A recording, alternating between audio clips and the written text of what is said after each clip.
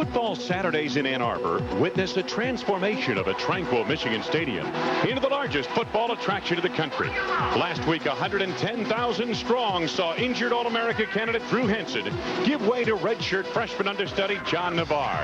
And the huge audience was not disappointed. Navarre performed like a senior, tied a school record with 4 touchdown passes, and made his teammates and the rest of the Big Ten sit up and take notice.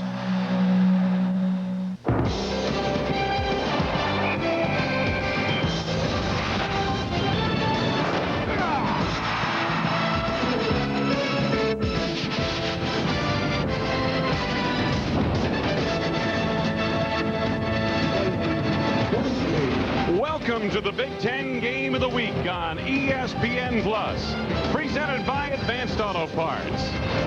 Today we're at Michigan Stadium in Ann Arbor. The Michigan Wolverines, ranked 3rd in the nation, welcome the Rice Owls. Hi, everybody. Along with Randy Wright, Jim Barber, who will join us on the sidelines. I'm Wayne Larrabee. Great to have you with us for this afternoon's game. Both teams come in at 1-0, and the talk here in these parts is all about that freshman quarterback and his performance last week. John Navarre, what did you think? Well, Wayne, most times when a team loses a starting quarterback, it's a recipe for disaster, but not so with the Wolverines. John Navarre's a big kid, 6'6", has a gun for an arm, a lot of poise in the pocket, coming off of his 4-touchdown performance last week. I think he's going to play today with a lot of confidence. And he's got one of the deepest stables of running backs in the country behind him. And this is what Michigan wants to do, is run the football. Last year they got away from it a little bit with this trio led by All-American candidate Anthony Thomas and a redshirt freshman at quarterback. Look for them to run the ball a lot today. Meanwhile, the Rice Owls will test the Michigan defense with the kind of offense Michigan doesn't see a whole lot of in the Big Ten. That's the option. Well, the triple option, it's not a real complicated thing. There's a quarterback, there's a dive back, and there's a pitch back. The danger is if you have any missed tackles, that can lead to some big plays. The challenge for the Wolverines, one-on-one tackling. Well, Michigan junior inside linebacker Larry Foote will be busy today marshaling the Wolverine defense against one of the top rushing teams in the WAC. Before we get underway here, let's turn it over to Studio 66 and Mike Gleason. Thanks, Wayne, and hi, everybody. Welcome back to Studio 66 for another season of Big Ten football. After their impressive run in the bowl games, the Big Ten laid claim to being the top conference in the nation last year. Of the 8 teams that opened last week, 7 came up with victories. Penn State is the one team that came up on the short end of losing to Toledo, leaving the Nittany Lions 0-2 on the year, something they're not used to in State College. Frustration has already hit the team, one player criticizing the system, saying they're too predictable. Joe Paterno was a little surprised, but he's been around too long to be looking to hit any panic buttons. I don't have the answers. Let me put it to you that way. I don't have the answers of how we execute better, except to practice, continue to do things we're doing. I don't think there's any problem with what we're trying to do. I think it's just a question we're not doing it well enough. It's not like the Lions have never started 0-2. It's happened twice under Paterno, in 1983 and again in 1990. Both times Joe Pa's rallied the troops to finish with a respectable season. This afternoon, his Lions entertain Louisiana Tech. Michigan State lifts their curtain by hosting Marshall today.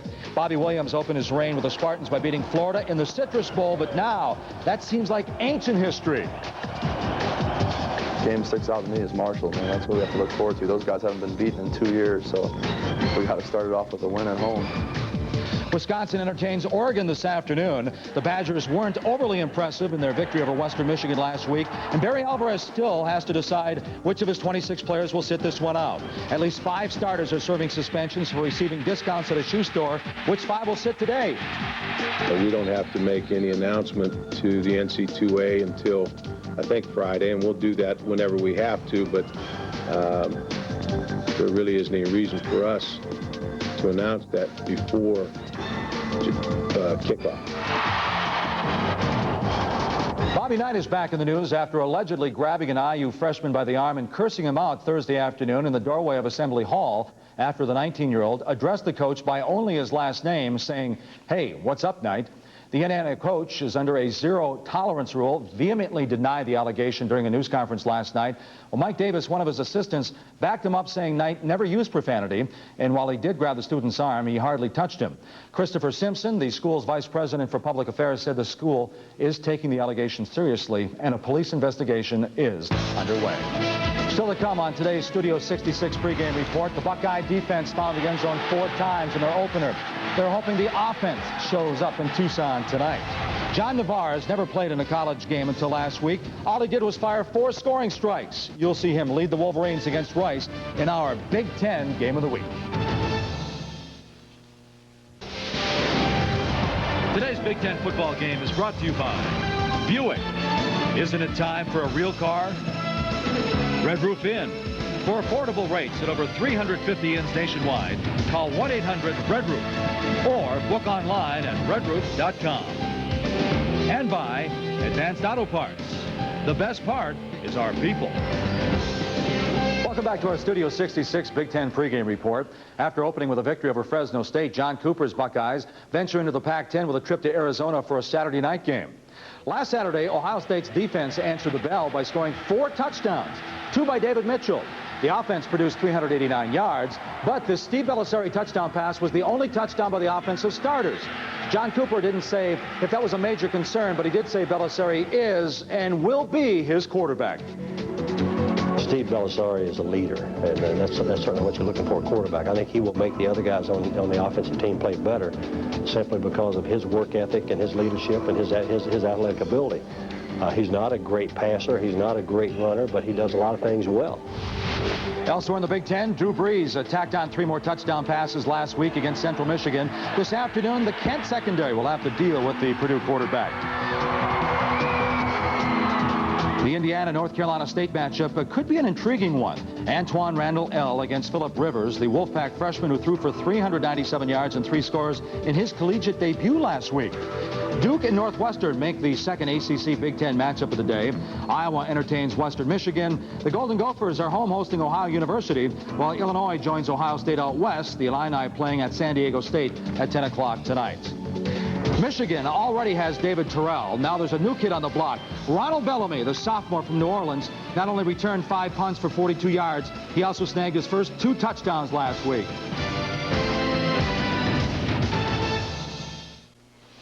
That's going to do it for this week's Big Ten pregame report. It's time to play some football. We'll see you back here in the Studio 66 at halftime. But right now, let's head for Ann Arbor, Michigan, where Jim Barber is standing by with the head Wolverine. Jim? That's Lloyd Carmike, 37-3 Michigan last year, but Rice is quicker and faster this year. What do you expect from them today? Well, I expect what anybody that knows in college football expects against a great football coach, Ken Hatfield. He'll have them ready to go, and they'll run the football, try to possess the ball and the clock, and keep our offense off the field. And your words of wisdom to your players moments ago? Well, I think anytime you play at home, you want to take control of a football game, and hopefully we'll be able to do that. But this is a good football team we're playing. Thank you for your time. Best of luck. Lloyd Carr, our guest, 37-3 last year, but Rice is expecting a closer game this year as well. Let's get to the guys who called the game, Wayne and Randy. Thank you very much, Jim Barber. There is Ken Hatfield, now in his 7th season at Rice. He's had an opportunity to redshirt a lot of these kids in the program. They're getting bigger, stronger down there at Rice, and his program is becoming entrenched, and they're one of the better programs in the Western Athletic Conference.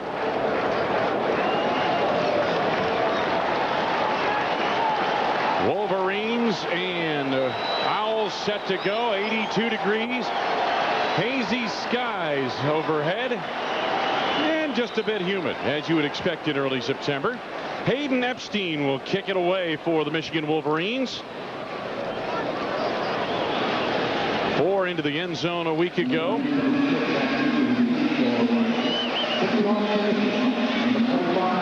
Just about set to get underway. Dropping back deep, Kenny Smith, the cornerback for the Owls.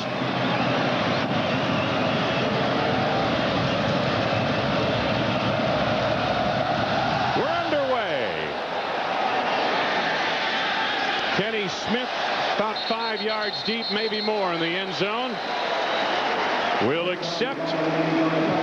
At the 20-yard line, the Rice Owls take the field offensively. Corey Evans, the junior, Richardson, Texas. On in relief of the injured Jeremy Hurd a week ago, 1 of 7 in the air against Houston. But his 19-yard run of the 4th quarter set up the game-tying touchdown with just under 2:30 to go in that overtime win. Snap is fumbled, recovered by the Wolverines.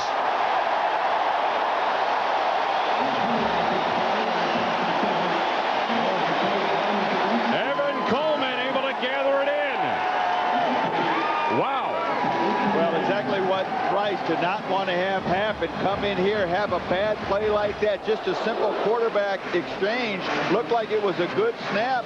Maybe Evans was pulling out a little bit early. Last year it was special teams and turnovers that got Rice down early. Here again this year, first play turnover. The redshirt freshman John Navarre. Talk about field position. 1st and 10 at the 18. The A-train Anthony Thomas. Advanced Auto Parts starting lineups. Let's take a look at them. The Michigan offensive line is led by number 76 Steve Hutchinson, a 5th-year senior and All-America. Meanwhile, the Rice nose guard B.J. Ferguson along with Larry Brown inside offer size on a smallish defensive line. Wolverines skill position people give a lot of help to this quarterback John Navarre. David Terrell is at the bottom of your screen. Ronald Bellamy in motion. He caught 2 TD passes a week ago. 2nd down. Thomas again. Gaping hole. Touchdown, Michigan.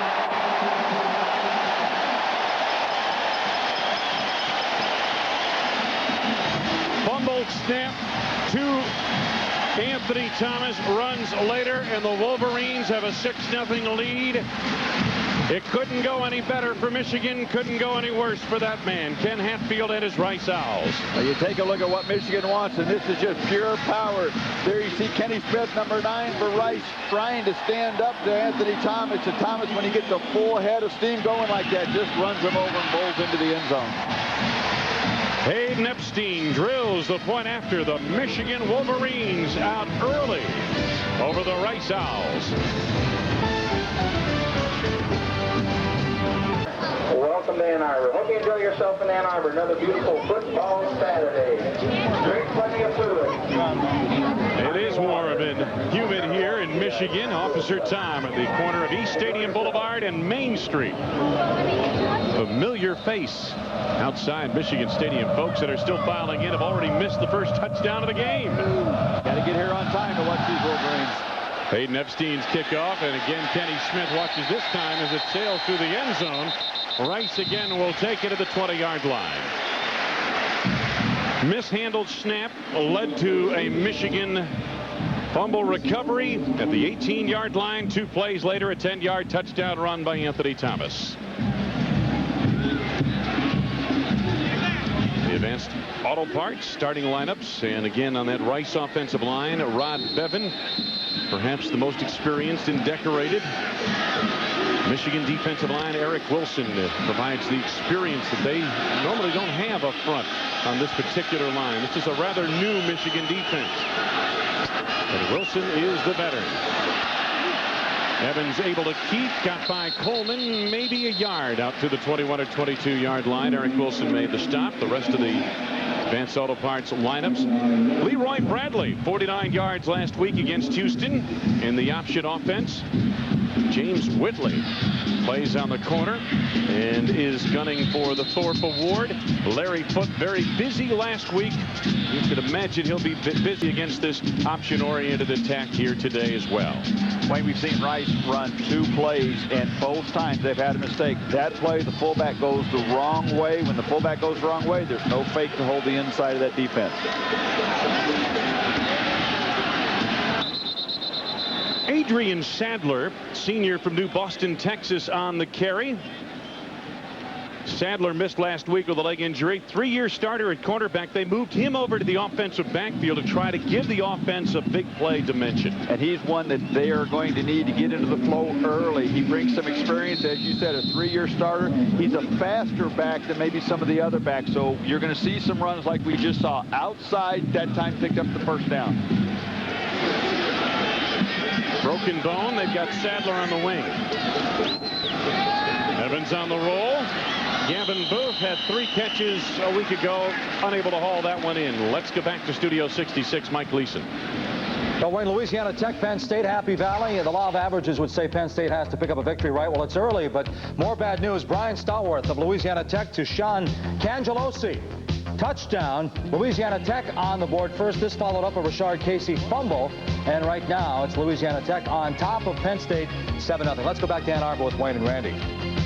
ask you, Mike, I believe La Tech beat Alabama last year, didn't they? They've got a nice passing attack.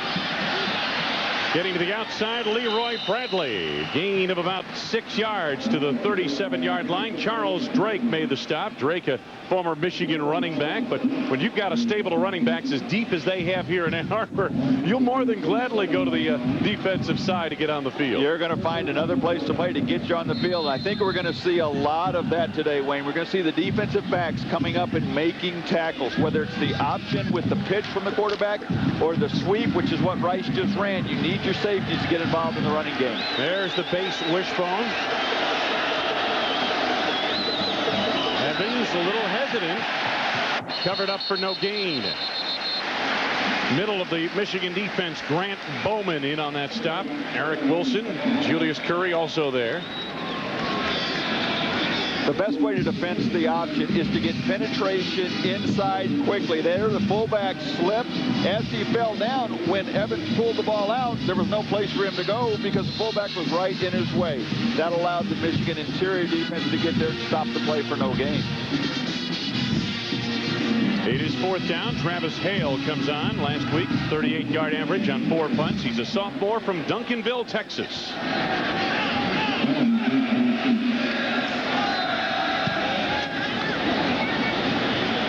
Ronald Bellamy from the 15. How about this? One man to beat, and that one man brings him down. Travis Hale, the punter, brought him down after a 48-yard return. Michigan starts in enemy territory for the 2nd time this afternoon.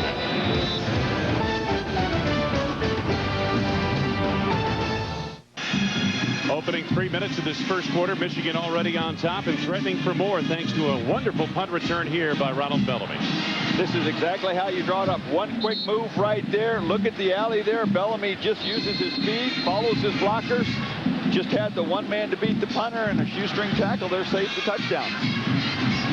First down, Michigan, 36-yard line, Rice territory.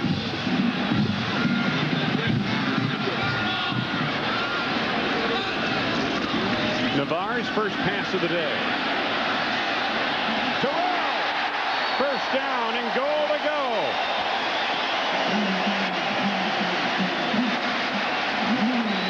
Hebert and McMillan bring him down. 29-yard gain. Wayne, when you've got great field position, it opens things up for your offensive coordinator to take some of these chances. Excellent protection there. And when you're throwing the ball to a 6'3" receiver, you throw it high. Terrell's got that big body, screens the defenders off, makes a nice catch. They were very good in the red zone a week ago. Anthony Thomas, not a whole lot there off the left side of the Michigan offensive line. Gain of maybe 2 yards. Brandon Green, the defensive end, had a couple of sacks last week, and the win over Houston for the Rice Owls made the stop. Michigan trying to run behind the strength of what I think is their entire team, that offensive line with Jeff Backus, Steve Hutchinson, David Brandt at center. These guys have started more games than anybody on the entire team, and they all play in the offensive line. 2nd and goal to go at the 6. Short set by Navarre. Marquise Walker, touchdown. Good catch by Walker. That pass, a bullet thrown a bit behind him. 6-yard touchdown, and they beat Josh McMillan on the slant. Boy, you called it, Wayne. What an excellent catch by Walker. When you're going the same direction, he's coming towards the quarterback. When that ball is thrown behind you, as that was, that's a very difficult catch. And Walker went up there, wisely caught it with his hands instead of his body, and hauled it in a lot of traffic. Nice play. Hayden Epstein for the point after. A shaky start for Rice. An explosive start for the 3rd-ranked Michigan Wolverines. 3 plays, 36 yards. Michigan by 14 early. Talk about starts. Marquise Walker's got 2 catches this season, Randy, both for touchdowns. Hey, he's almost as good as Navarre with his touchdown percentage. Take a look, a nice throw, a little bit behind, but had a lot of zip on it. Walker goes up and just makes a great catch. How about those targets to throw to with Terrell and Walker, both of them 6'3", 212, 213 pounds. If you go to a 3-receiver set, you bring in Ronald Bellamy. He had a couple of TD catches last week. Wow. Talk about depth. Hayden Epstein set to resume the game, and Smith back deep. Epstein, good strong high kick, this time returnable from the goal line. Smith has a hold, slipped and fell. Penalty markers are down. It may be for a hold or an illegal block against the Rice Owls. Rice needs to settle down a little bit here, Wayne. They almost need to, as you see the signal there, it will be against Rice. They almost need to forget what the score is. Take a look, see if we can be right there. Number 42 blocking in the back. Will push Rice back inside their 20. During the return, illegal block in the back on the receiving team. Half the distance to the goal. First down. If you're Rice now, you're backed up inside your own 10-yard line, and Kenny Hatfield there needs to settle his team and his quarterback down. You almost need to forget what the score is here and just go out and run some plays and get something going that you have confidence in, which for Rice is the triple option. Too much of this game is being played in Rice end of the field. By their defense. Both sides. By Rice's defense in their own end of the field. They haven't touched Michigan's side of the field yet. First down from the 7. Inside handoff, not a whole lot there. Boy, that Michigan defense just clogging everything inside. Foot in on that tackle, and of course they got help from the defensive line as well. Michigan Stadium on a hazy, sunshiny day. Rice taking on 3rd-ranked Michigan. Wayne Larrabee, Randy Wright, Jim Barber with us on the sidelines. Second down off a gain of a couple for the Rice Owls. When you hear about the option being assignment football defensively, somebody's got the quarterback, somebody the fullback, somebody the pitchback. Kind of like one-on-one in basketball. Little quarterback draw, that's going nowhere. Corey Evans decked down the field for a loss of 1. Mike Gleason, what's happening up at Happy Valley? Well, Wayne, the Nittany Lions came up with the equalizer. Rashard Casey fumbled the course, set up Louisiana Tech touchdown. Well, Eric McCoo said that's enough. McCoo breaks it out the left side. He goes 24 yards. This sets up a Casey to McCoo 6-yard touchdown pass. So right now in Happy Valley, Penn State, Louisiana Tech all tied at 7-7. 7:06 to go in the first. Let's go back to Ann Arbor. Boy, it has been a strange season indeed to see Penn State sitting there 0-2 and in a battle with Louisiana Tech on the 3rd week of the season. And I think, as we talked earlier, Louisiana Tech, with their passing attack, they can score some points. Rice almost 50% on 3rd downs a week ago. They try to get to the edge. Evans with the pitch. Oh, man, I'll tell you something. Anthony Griffin got his bell rung as he made that turn.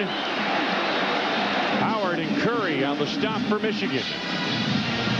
Well, when you run the option to the short side of the field, you have to pitch the ball early to give your back a little bit of time to turn up the field. Watch how late this pitch goes. Griffin is stuck by the sideline there, and then he's got to just duck his head. Boy, he takes a hit. Curry just throws him backwards.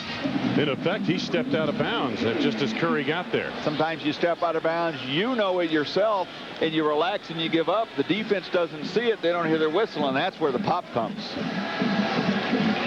Michigan to get good field position once again. Bellamy waiting for this kick at the 48-yard line of Michigan, and now penalty markers hold up the play. Whistles, I should say, really hold up the play. And too much time here against Rice.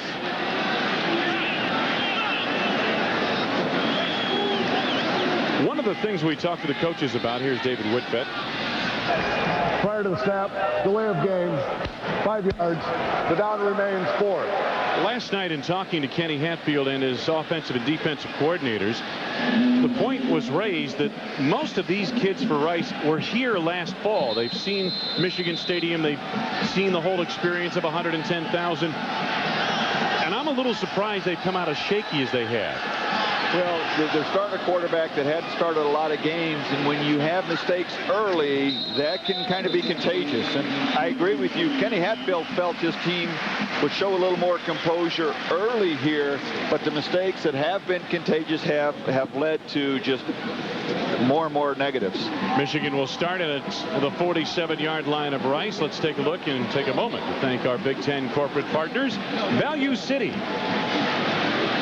Kemper funds long-term investing in a short-term world. And 7-Up. Third opportunity for the Michigan offense, all of which have come in enemy territory. Navarre off play action. Terrell is there. To the 27-yard line of Rice, where Greg Gatlin makes the stop. Jim Barber, what do you have for us? That's a great start for Terrell and a great start for Navarre. And concerning what happened last week, things are going okay this week. Last week, he and his two backups had trouble getting to the meetings on Friday night, not because they were late, but because they're freshmen. They didn't know where to go. Stan Parrish apparently got everybody in shape, and he said, boy, I tell you what, if we're going to have that problem, we're going to have other problems, but that's not been the case so far. Yeah, the kids had never stayed overnight before a game at the hotel. They didn't know where to go. That's how young they are. A-Train. Touchdown! A runaway train heading downhill. Anthony Thomas, 27 yards. He left Jason Hebert, Kenny Smith in his wake. We've seen how these Michigan receivers have caught the ball, but they are excellent blockers. There, David Terrell seals and gives Thomas the corner and just stays inbounds right there and gets into the end zone with a push at the end. And that's one thing about these wide receivers for Michigan. They're excellent catchers, excellent blockers. Extra point is good. Anthony Thomas, 40th career touchdown run. Take a look at the A-Train last week. Very similar to what he just did a moment ago. Well, Michigan wants to run the football. Last week was the first time in over a year that they had more yards on the ground than they had through the air. And this is the one that looked like just the latest touchdown. Thomas stiff-arming his way past the defender. You take a look again. Watch the stiff arm right there. Just creates the room.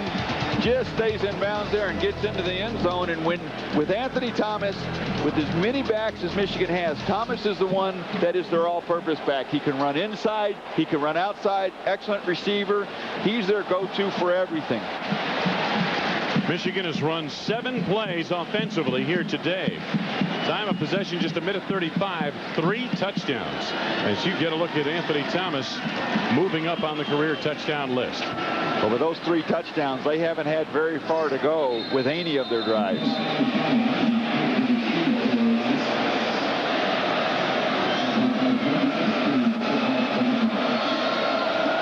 White back deep to receive this kick from Epstein.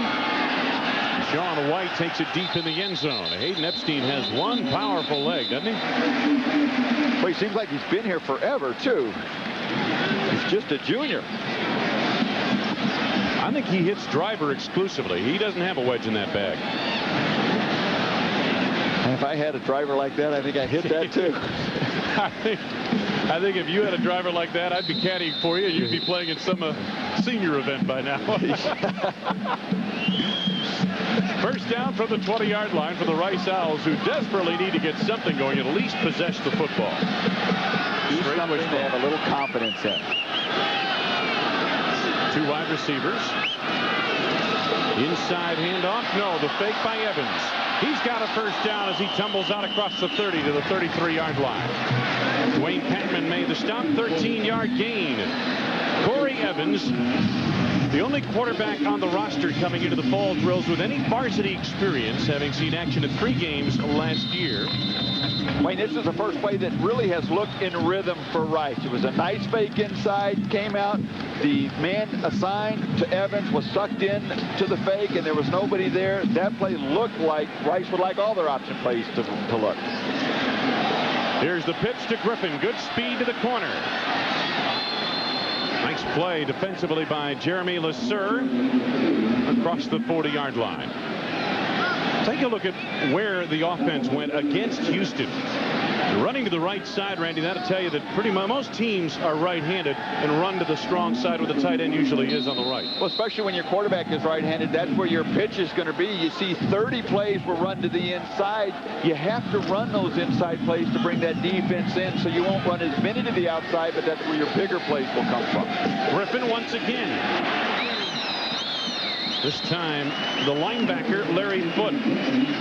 The coaches talked about him. He's brought his concentration to another level. Very active last week, very prepared. He's moving in for Ian Gold, who departed, graduated last May, and now is playing in the NFL. Foote's not a real big guy to be playing inside linebacker. He's 6'1", 228 pounds, and he has got to step up. There really isn't a big-name leader on that Michigan defense. There's no Charles Woodson. There's no Rob Renus. There are a bunch of no-names out there that play very well as a unit, but the whole is definitely more important than the parts.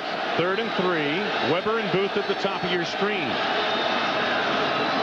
Evans on the option. Great play by Grant Bowman, who, Randy, appeared to follow his assignment to a T and blew up that play. The nose guard for Michigan. But it looked like Evans had a little alley inside. He wanted to take it on the 3rd and short, but Bowman was there, shut that off, forced Evans to go to the outside. By that time, the rhythm had been destroyed, and there was no place for Evans to pitch the ball. Therefore, Rice is in a punting situation. It was the interior people, Rob Renus and Josh Williams, last year in this game for Michigan, both of whom have graduated, that really destroyed Rice inside. And Ken Hatfield was still talking about it last night. He was telling us how happy he was that they were gone. I don't think he's any happier with what he's seen out there today. That one backed up a little bit on Travis Hale. Out of bounds, no return. Michigan starts for the first time on offense this afternoon in their own territory. They begin this drive at the Michigan 35, 26-yard punt. Next week, a couple of games for you. Check your local listings. We will be at Miami, Ohio, Ohio State. Some will see Iowa, Iowa State, and that intrastate battle. Jim Barber, matter of fact, will be down there in Iowa City to call that game. Jim is patrolling the sidelines here today for us. We'll hear from him. First down, Michigan. SQ, the fullback in motion, Anthony Thomas. Roped down as he tried to escape to the outside. Dan Dawson is a junior from Bauxite, Arkansas. Last week, 9 tackles, 5 solos against Houston. You know, Wayne, talking to Lloyd Carr, one of the things he said with Michigan's schedule being usually a very tough non-conference schedule, they haven't been able to play a lot of the young players early in the year. With their win last week and with a 21-0 lead now, you're going to see Michigan play a lot of different players, give them some of that experience as the season goes on, will benefit them. Terrell got by McMillan, ushered to the chalk marks on the far side by Dawson, the linebacker. Very close to a first down. They're about a yard and a half short. You know, that's one thing that Lloyd Carr said why Michigan has always gotten better as the year has gone on, because it takes a while for their players that don't start to get some of that experience. This year, not necessarily that much of a softer non-conference schedule with UCLA next week, but they're playing very well, scoring points early, which has helped them and will help them. Michigan's been very good on 3rd down. Thomas slipped for only a moment, and he picks up the first down. Gain of about 14 yards on the play. McMillan made the stop. Boy, when you have an offensive line like Michigan has with Backus and Hutchinson and David Brandt, their senior leaders, then Ben Mast and Maurice Williams, 4 seniors out of those 5, you can just do whatever you want. It's really helped John Navarre, gives him plenty of time to stand back there, gives him the confidence to stand back there, and look at the holes that they're opening up for Anthony Thomas. School's back in session at Michigan Stadium. First down. Inside handoff. Boy, Thomas just shredding people up the middle. Down near the 27. Quick 16-yard gain. McMillan and Gatlin getting a workout in the secondary of the Rice Owls. Take a look at Askew there, number 35, leading the way. Takes on a nice block, knocks his man off of his feet, and that gives Thomas the vision to see where the other tacklers or would-be tacklers are coming from. And boy, once that A train gets going, it is hard to bring him down with an arm tackler or with just one defender. First down from the 27. Walter Cross for the first time today, dancing through a hole. And he picked up about 10 yards. Hebert made the stop in the secondary of the Rice Owls. The safeties, Travis Ortega and Jason Hebert, are considered to be the strength of the Rice defense. These are two well-decorated safeties. Matter of fact, Ortega is the reigning WAC Defensive Player of the Week. And they're very active, good size. They come up and get involved in the running game a lot. And the way today's going, they're going to lead this team in tackles because they're the ones that have had to come up and make the stop on the running backs.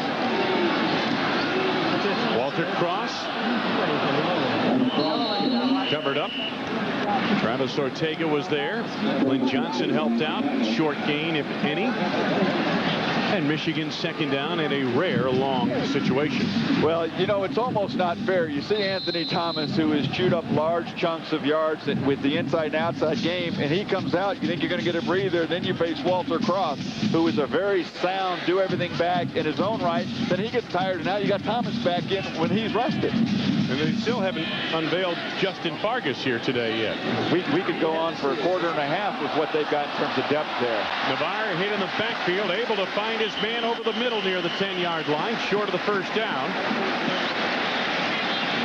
Benny Joffrey on the reception. McMillan and Richard Pittman combined on the stop.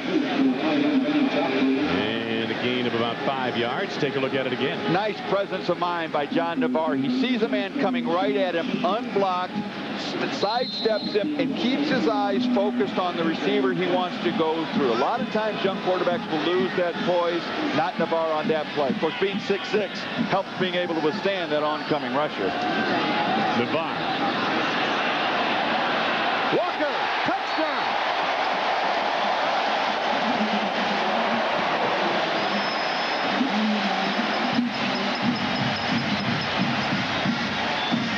You can just see and sense the confidence growing in this young quarterback as every completion just gives him more confidence to stand in that pocket and throw bullets. And with receivers like Terrell and Walker making catches like that, that's quarterback's dream.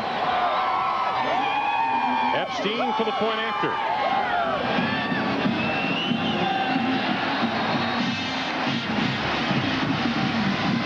Well, he tied a Michigan record with 4 TD passes last week. He may obliterate that record here today. Well, he's got great protection.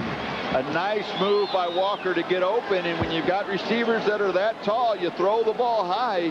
And I'm impressed with the ability of Walker and Terrell to be able to go up and bring those balls down. Back to take a look at, again, we mentioned Navarre last week with the 4 TD passes already, and we still have 2:39 to go first quarter. He's got 2 touchdown passes here today. Well, I think he's had plenty of time to throw, and as much as Michigan wants to focus on the run, they also want to give him a little confidence, give him some experience. Now, when Drew Henson comes back, you don't know what the situation is going to be or when he's going to be back. He was having a wonderful camp before he had the hurt foot. But regardless, it's going to give Navarre that much more experience with what he's gaining in these first several games. So they're going to give him those looks. They're going to keep throwing the ball and let him gain from that experience and see those different defenses. Michigan has set a first quarter record in Michigan football history with the 28 points they have on the board now. Epstein. Here comes Bradley. LeSueur got over to cut him off. Meanwhile, we talk about John Navarre, the guy who was scheduled to start this season at Michigan, and perhaps for this season and next, Drew Henson. Not playing due to a foot injury. He's expected back perhaps sometime in October, Randy, depending on how the healing process goes. But this is the kid who is the All-American candidate quarterback here. And as we said, was having a great camp, expected big things this year. He's out basically on a week-to-week. They don't know when he'll be back, but this offense hasn't missed a beat without him. Evans led his receiver Gavin Booth just a bit too much underneath the coverage of Jeremy LeSueur, and it'll be second down. One thing back to Henson, Wayne, is he is a much more complete quarterback. He's a little more mature because he's got some experience, and he's a better runner. Navarre, strictly a drop back passer. He's got a gun for an arm, got very good touch for a guy with as strong an arm, but he doesn't move out of the pocket, doesn't do some of those things as well. Henson is got every bit as good an arm, yet he brings the mobile feet to that position. Second and 10.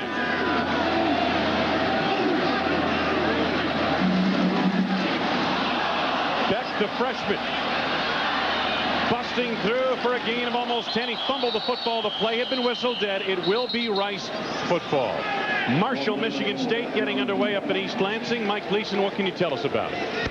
Well, Wayne, the Michigan State Spartans, the regular season debut for Bobby Williams at Michigan State. Ryan Van Dyke goes upstairs for the first score. This one goes to Chris Baker, near sidelines, lumbers in, 37 yards, 7-0. But the Thundering Herd has come back to tie it now with 4:06 to go. They are tied at 7-7 in East Lansing. Let's go back to Wayne and Randy. There are 4 games today on the Big Ten slate involving MAC schools against Big Ten schools. First down for Rice. Griffin trying to get around the end, and boy, I tell you something, the assignment football has been pretty good on the Michigan defensive side. They have followed it to a T. Say if this were a test, Michigan's getting an A+ right now. They have read their assignments well. But back to what you were talking about with the 4 teams from the MAC conference playing Big Ten schools. Lloyd Carr referred to that when he was talking about, 20 years ago, there were 20 more scholarships per team. And when you have 11 teams in the Big Ten, 220 fewer scholarships the Big Ten teams can give out now. Those players have to go somewhere. Most of them have gone to the MAC, and that conference is much better than it used to be. Second down. Evans. Boy, he just kept going. Kept coming across the field, Randy, and it looked like a blue picket fence in front of him. He just could not get the corner. Jordan made the stop on that play. Michigan, very good quickness in this defense. Maybe not the experience they had last year, but boy, they make up for it with their athletic ability and quickness. Absolutely. Jim Herman, their defensive coordinator, said this is one of the fastest defenses that he has had. They don't have the big name players or the big name leaders yet. That will develop as the season goes on. But he loves this speed, and he likes the personality. They like to practice. They want to get better. Third down. Evans going over the top for Booth. Pass well overthrown. Booth pretty well covered by Jeremy LeSueur. And it's fourth down for the Rice Owls. Half a minute to go in this first quarter. Jeremy LeSueur, one of the young freshmen that we talk about Michigan with this lead, gets a chance to play some of those kids in there, and he's one of them that they think is going to be awfully good. Now, there's a lot of talk. Will they bring David Terrell over from offense to play some cornerback for them? And Lloyd Carr says, we really don't have to this year. We've got 4 good corners we feel real good about on defense. And maybe if Drew Brees and Purdue come in here and spread them out, they might bring Terrell over to cover a receiver. Bellamy back deep to receive this punt. Bellamy from the 25. Out across the 30-yard line where he stormed back. Time for a play or two left in this first quarter. 39-yard punt, 7-yard return.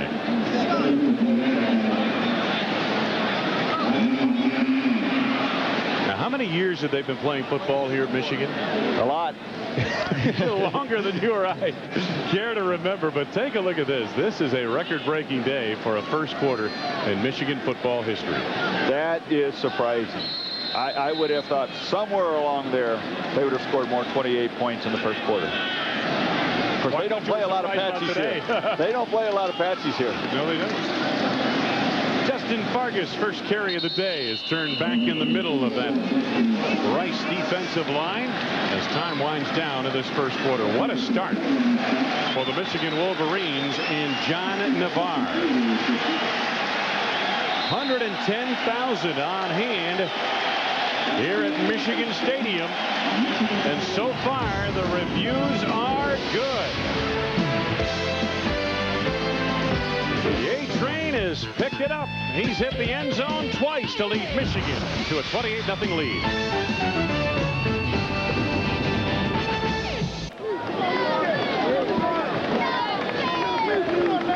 Wayne Larrabee, Randy Wright, Jim Barber back at Michigan Stadium. Big time start for the third-ranked Wolverines, and Anthony Thomas has shown us the complete package. Speed and power here today. Well, you know what you've got with Anthony Thomas and with that offensive line. The question has been John Navarre, and he certainly stepped up and answered that in a very positive way. 10th multiple touchdown game in the career of Anthony Thomas. Navarre to the air. Hit from behind. Penalty markers are down. Michigan recovers the fumble. The center, David Brandt, able to get on the football. That ball was just stripped free. I think instead of a flag, that was the marker the official was throwing to signal the fumble there. You see him go over there and pick that up. Picked up the beanbag, yeah. Holding Navarre up. We'll see if we can see who this is, as this ball is just stripped free. Right there, you can just see it. That's Brandon Green. Brandon Green just reaches in, holds him up, pulls it away, and David Grant wisely and alertly jumps on it, keeps the ball in Michigan's possession. Brandon Green had 2 sacks last week. The coach is very high on him. They feel he'll be a great player for Rice. Navarre, not sure if there was a misread there. Tight end unable to get open. Benny Joffru. Let's take a look at the Buick first quarter stats. Weighted heavily in favor, as you might imagine, of the Michigan Wolverines. Well, you look at the 20-plus yard plays, 4 of them, and with 4 of them and total yards only 167. Boy, you tells you you've got some big plays. Some of those in the passing game as well as the running game. Navarre's miss on 3rd down was his first of the day.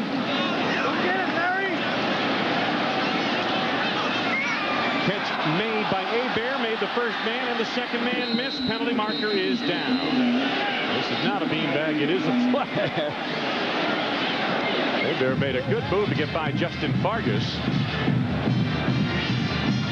We'll see if they're going to call Fargas for being too close within that 2-yard range and interference.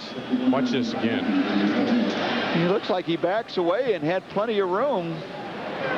2-yard radius violation by the kicking team. The penalty is declined. First down.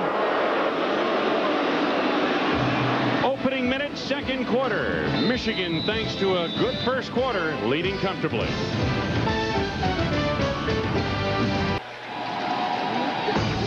We welcome you back to Michigan Stadium for Big Ten football, and a sellout crowd as usual on hand. 3rd-ranked Michigan playing host to Rice. Along with Jim Barber and Randy Wright, I'm Wayne Larrabee, and it's great to have you with us on this hazy, sunshiny afternoon. 1 minute gone by, second quarter. The Rice Owls, their best field position to start a drive by far today. At the Rice 41, the inside handoff. Jamie Tyler, the junior from Austin, Texas, a fullback who missed last week with a hamstring injury. It's the call. On the sidelines is Jim Barber. Jim?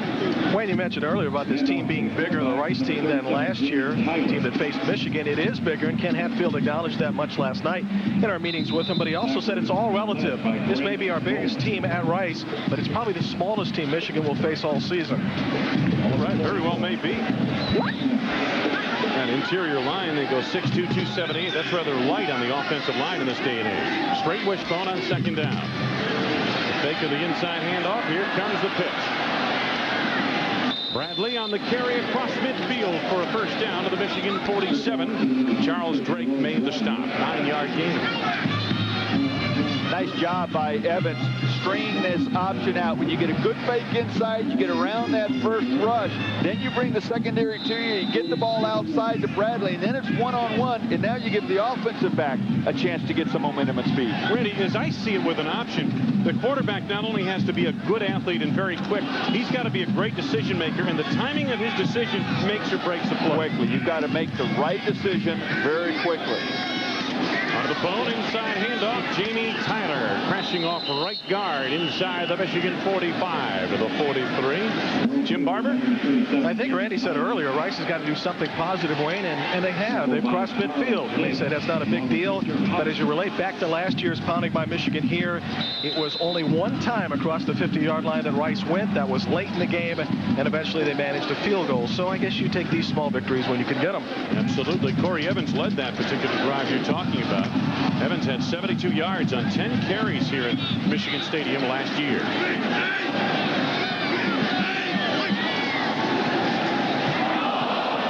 Adrian Sadler. Nice little hesitation move to get by the first man, and then is steered out of bounds by Dwayne Patman. Man he beat to the corner, Carl Diggs. This is what Rice needs to do to be successful, inside and outside. We saw the one option play to Bradley where he picked up the first down, came to the outside. You saw the inside run to Tyler for some success. This time Evans back to the outside.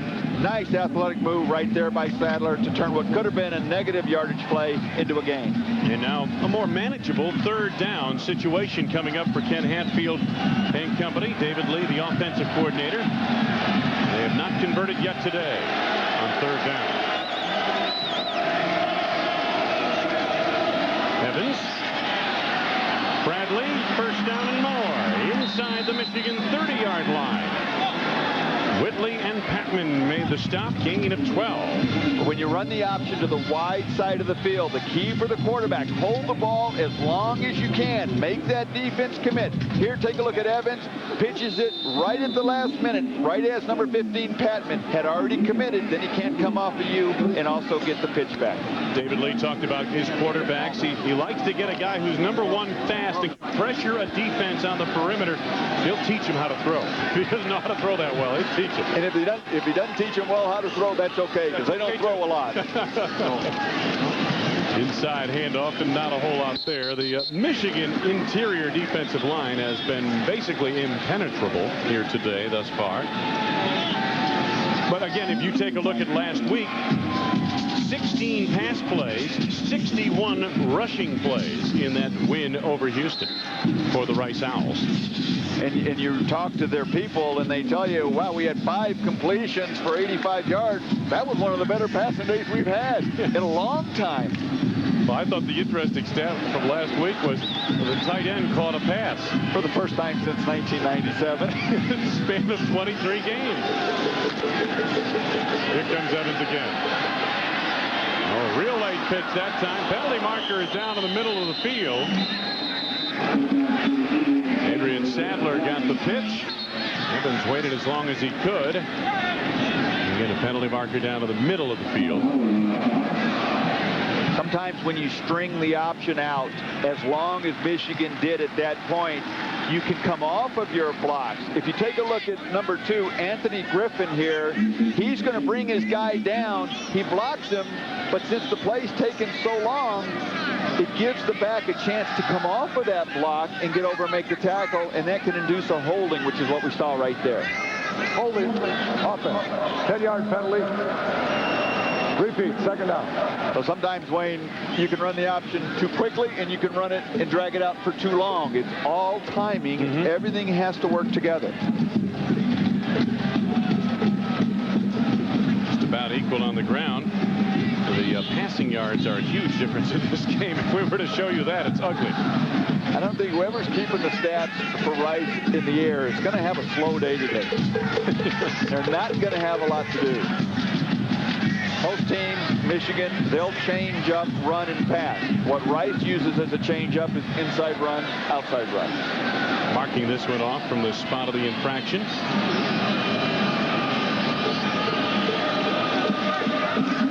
Rice has about 12 yards to go for the first down. Ken Hatfield and company and Corey Evans, his quarterback. This is their deepest penetration of the afternoon. And they're executing their offense. They're running the inside give well and the pitch well, and that's what they need. It's something they can have some confidence in and build on. Offsides against Michigan. Grant Bowman jumped into the neutral zone and could not get back before the snap was made.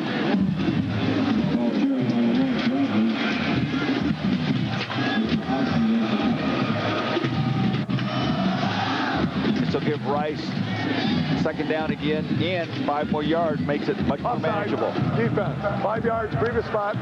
Repeat, second down. Now, 2nd and 7 instead of 2nd and 12. What that will allow you to do is it brings that inside run back into the play, because if they don't pick up but 2 or 3 on the inside run, now you've got 3rd and 4, which is where you like the outside run. So that's it. Although it's just a 5-yard penalty, big difference in how you call plays for Rice. 2 wide receivers at the bottom of your screen. Okaronko and Booth. Evans in traffic. Able to get out of it for a moment.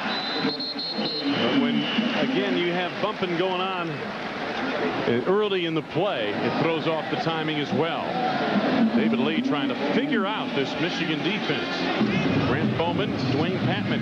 Was this just an example of Michigan getting such a push up front that it actually blew up the play by forcing the fullback back into the corner? Combination of things. The fake wasn't as good because the timing wasn't as good. Now when you're on the outside and you're not faked with what goes on the inside, you can free your people to the outside so everybody stays in their assignment. And that's what Jim Herman wants this game. Assignment football. Stay with who we tell you to cover. Evans to the air. Good throw.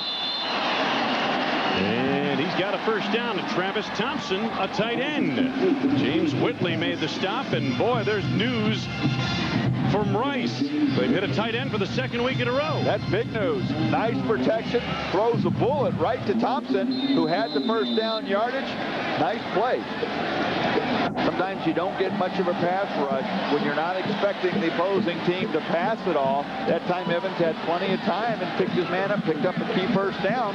They can get this ball into the end zone, gives them a little bit to build on, because this has been a nice drive. They need to finish it now. Uncharted territory for Rice at Michigan Stadium. They did not get inside the 15 last year. Corey Evans down to the 5-yard line. Charles Drake had undercut Boove on the stop. I'll tell you what, Randy, it's sometimes it's hard to follow where this quarterback is going with the handoff from up here, and we've got a pretty clear view of it. Well, if you're down in the defense and you're wondering where he's going with this thing, it's probably hard to see it. Exactly. Take a look at the linebackers. They come inside to shut off the handoff, but yet that leaves no linebackers outside on the quarterback, and the speed of the game, as your point, Wayne, is much faster down on the field than it is up here. You get a sense for what Michigan is having to defend. 10th play of the Rice drive. Evans still has it. And Rumashek has Corey Evans.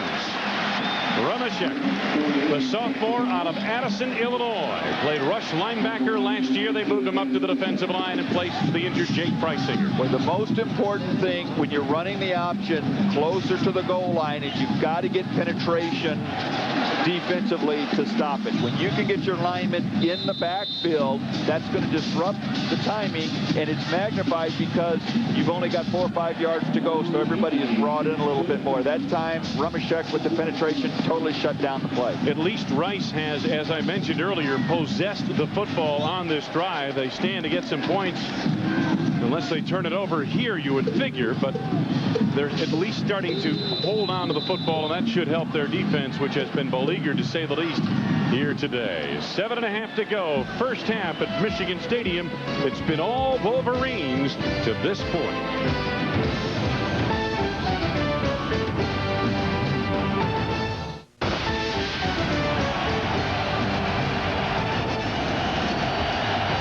Third down for Rice inside the Michigan 10-yard line. Penalty markers all over this one.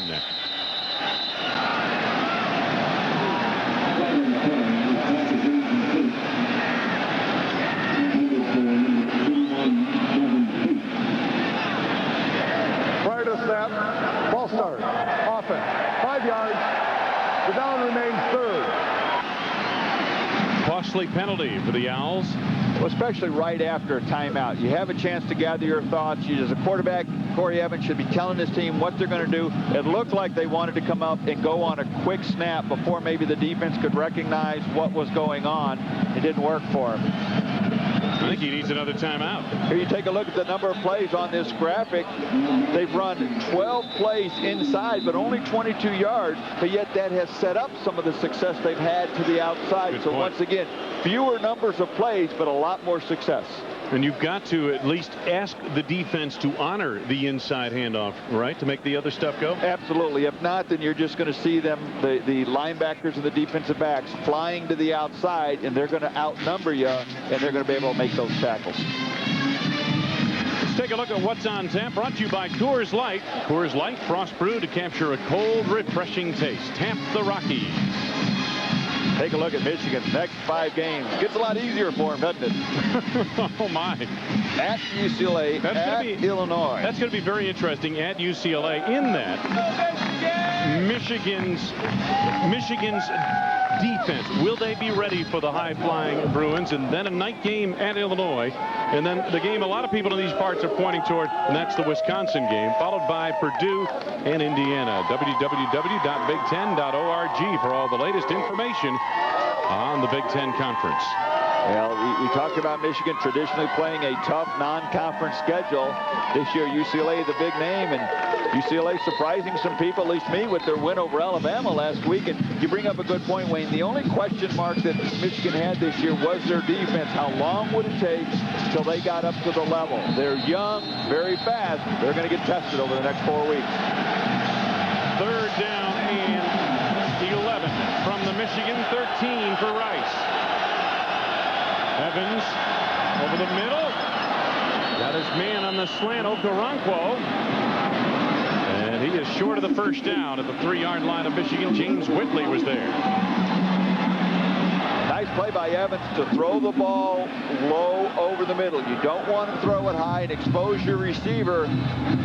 The negative, when you throw it low, this is a little bit too low. You make your receiver go down. You don't hit him in stride. Possibly Okoronkwo could have run into the end zone, but at least it's complete. Now Rice feeling they're down 28-0. Got to get this ball into the end zone. We'll go for it here on 4th down. Ken Hatfield does not want any moral victories with a field goal here. He wants to score on this drive. A touchdown. Evans denied by Dwayne Patman.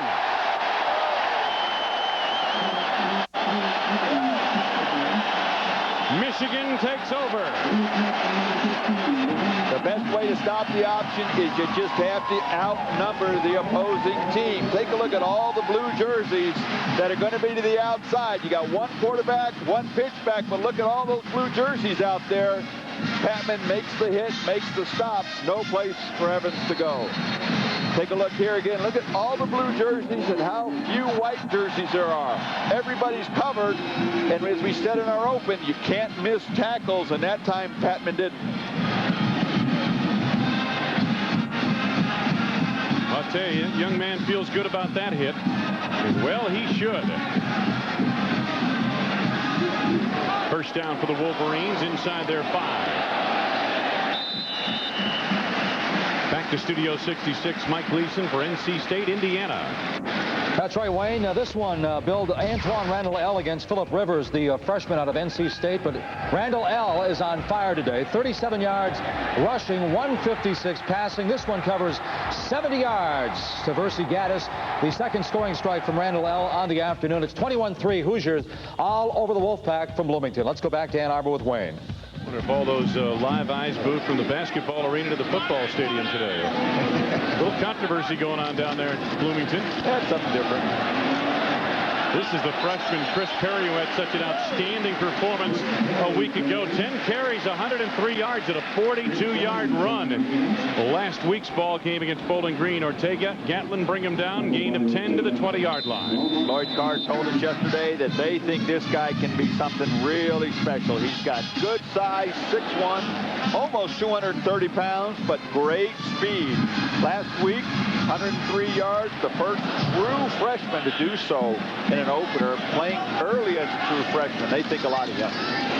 Perry hit in the hole by Ortega. Gain of a couple of yards. Think about Chris Perry. He brings the full package, Randy. Size and speed. And Lloyd Carr was saying he's got a great pair of hands, although he dropped a pass last week. Well, the fact that he can develop and mature and play with the presence as a true freshman in this stadium with this offense, with a lot of the backs that have come in, speaks a lot about his personality and his character, and his ability certainly matches that. 2nd and 7, Walter Cross. Good undercut move made. Jackson in the defensive end. Gatlin, the cornerback, came up to support as well. You know what you've seen here, though, Wayne, with this Rice Owl team is they haven't given up. They started and totally laid an egg with some of their mistakes early. They got behind 28-0, but offensively, they got into a little bit of rhythm, didn't get the ball into the end zone, and defensively, though, they haven't given up either. They've held Michigan a couple of plays, and they're fighting hard and playing hard. I think you'll see that. You'll continue to see that. Walter Cross gets it up for the first down, gain of a couple. Michigan over 100 yards rushing. Joe Bob Thompson made the stop on that play.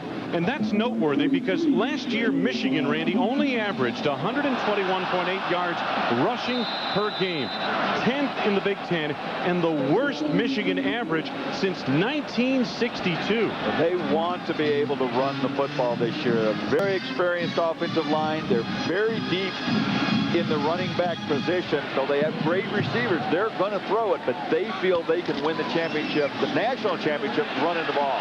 Blindsided from behind. John Navarre hit hard on the play. Jarrett Irvin, the defensive end, got over to make the stop. You don't blame that sack on the offensive line. Sometimes when you bring more oncoming rushers than you have people to block, you've got to be able to pick it up as a quarterback. Navarre never looking to his left. There's the blitz coming in, and he should just get rid of that ball. Randy, that's a situation where he's not going to see who's coming after him. He's going to have to feel it, right? Well, you have to see it pre-snap so that you blow off the play action fake and you keep your head looking that way. Loss of 7, 2nd down Michigan. Justin Fargas upended in the middle of the defense to make the stop. Jonathan Chisholm.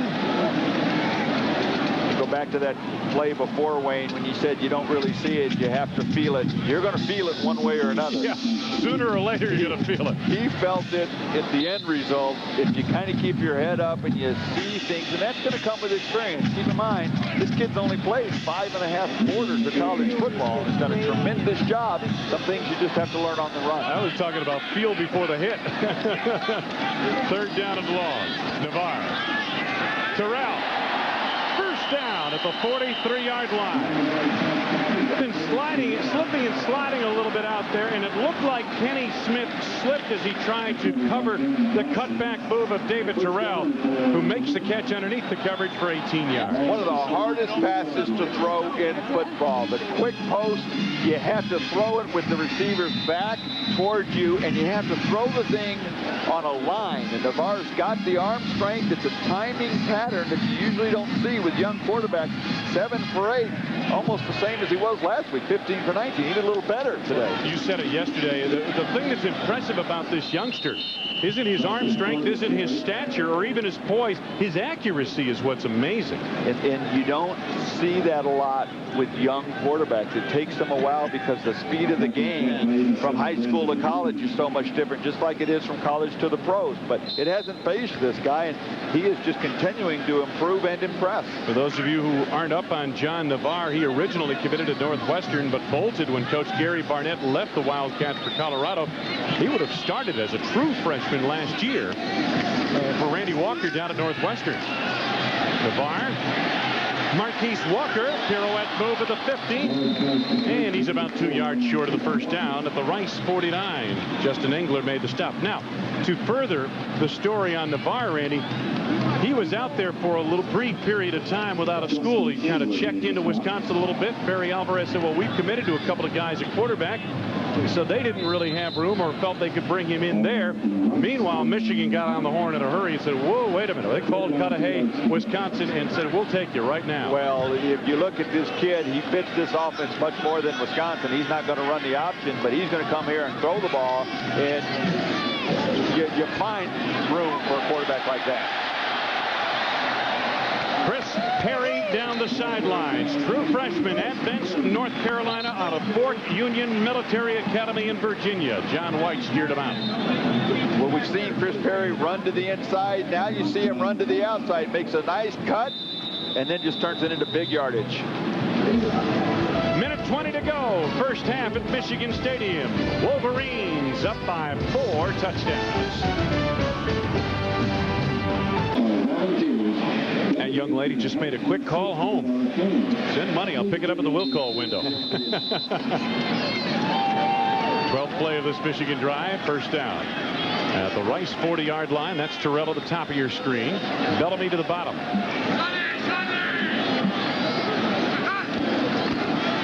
Navarre. Waited for Terrell. Pretty good coverage down the left sidelines. Kenny Smith on the stop, on the coverage. Nice coverage by Kenny Smith. Little play action fake right here, trying to get him to bite on the quick post.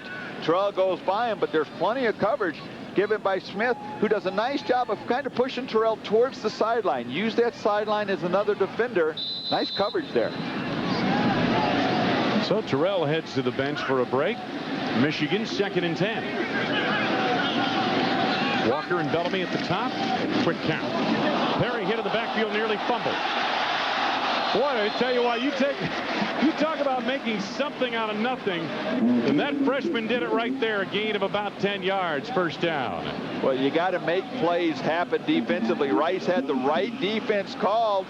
They had Smith in the backfield right there, who tried to break up the right. Excuse me, it was Ortega, number 3, who was in the right spot, just couldn't finish the play. Third down. This is a first down. Chris Perry running with authority down to the 20-yard line. Gain of another 10 yards. Gatlin and White on the stop. Timeout on the field. 41 seconds left to go. First half at Michigan.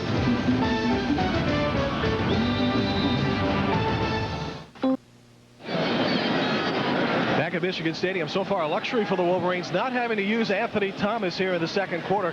After scoring 4 touchdowns in the first quarter, he's okay, and perhaps we'll see him before the game is over. Maybe not. They may not need him as the way things have been going so far, guys. Well, they've got plenty to fill in, Jim, if he doesn't want to come back. BJ Askew, short yardage, if any, there. National Car Rental halftime report is coming up. We'll have up-to-date on Marshall, Michigan State, La Tech, and Penn State doing battle. Highlights and stats all just ahead of Mike Gleason. National Car Rental halftime report. Walker behind him, nearly intercepted by Ortega. Would have been an outstanding catch as Walker was open, and again Navarre throwing the ball a little bit too high, but we've seen both Walker and Terrell make those catches time after time today. That one would have been a little tougher. Yeah, that was a tough catch. When you're throwing a rope behind you like that, trying to reach back for it. Had he been able to hit Walker in stride, that could have gone into the end zone. Man-to-man coverage, Walker had his guy beat, nobody in front of him. Final half minute, first half. Michigan hasn't scored in this quarter. Navarre. They've scored now. Terrell. Navarre paid a price, but he's got his 3rd touchdown pass of the afternoon. Well, he paid the price, as you said. He stood in the pocket, man-to-man coverage, stared down the blitz, and had a wide-open Terrell. He knew it was going to come open, and he stood in there and threw a strike. Now look at the cushion Terrell gives Navarre to work with. You don't even see the defender in the picture right there. Plenty of room. The ball doesn't have to be quite as accurate when you've got that much room for error. Epstein's point after is good. Michigan has put better than 30 points on the board in a half for the first time since 1998. Back in November of '98 at Hawaii, when they scored 35 points in the first half, they've matched that with 35 here in this half. Take a look again, a pattern that every team has. They've got the inside receiver running what's called a post corner man-to-man coverage. That's where you go. Nice job by Navarre reading the coverage correctly and throwing a strike. Scoring drive, 96 yards, took almost 6.5 minutes. Well, set up by that defensive goal line stand when they stopped Rice on a 4th down back on their own 4-yard line and took over and took a little bit away from what Rice was starting to build on. About 7 first downs on that drive. Good mixture of passing and running. You put a drive together like that, 17 plays this early in the season, that just really can help your offense get into a rhythm, because you don't usually see offensive football that sharp early in the year. Epstein booting once again. Most of his kicks are unreturnable. Hitting that driver, like you said. I mean that in a positive sense. He's hitting a Tiger Woods kind of driver. Yeah, he sure is. This one will be returned, and he got good leverage into it. Sean White. Wow. Julius Curry, a strong safety, literally blew that up. Well, you aren't kidding. You don't see starters playing on special teams as much. Watch Curry go right through the blocker, right through the ball carrier. Just takes them both out. Wow. He took out Leroy Bradley and the return man on that one, Sean White. 11 seconds to go in what for Rice has been a disaster of a first half, especially the opening 5 minutes of the first quarter. And that set the tempo for the whole first half. Inside handoff to Beck, and Robbie Beck for short yardage. He's a freshman, redshirt out of Atlanta. Well, an impressive start for the Michigan Wolverines. They capitalized on every opportunity, and they lead big at halftime, 35-0 over the Rice Owls. Most impressive performance by quarterback John Navarre. Anthony Thomas, pair of touchdown runs. David Terrell, a couple of touchdown catches. Michigan out in front comfortably early in this ball game. And Michigan has done what they've wanted to do. They've been able to build with Navarre and been able to work on the running game. Both very positive. Mike Gleason in the National Car Rental halftime report is coming up in just a few moments. Again, the halftime score, Michigan 35, Rice 0.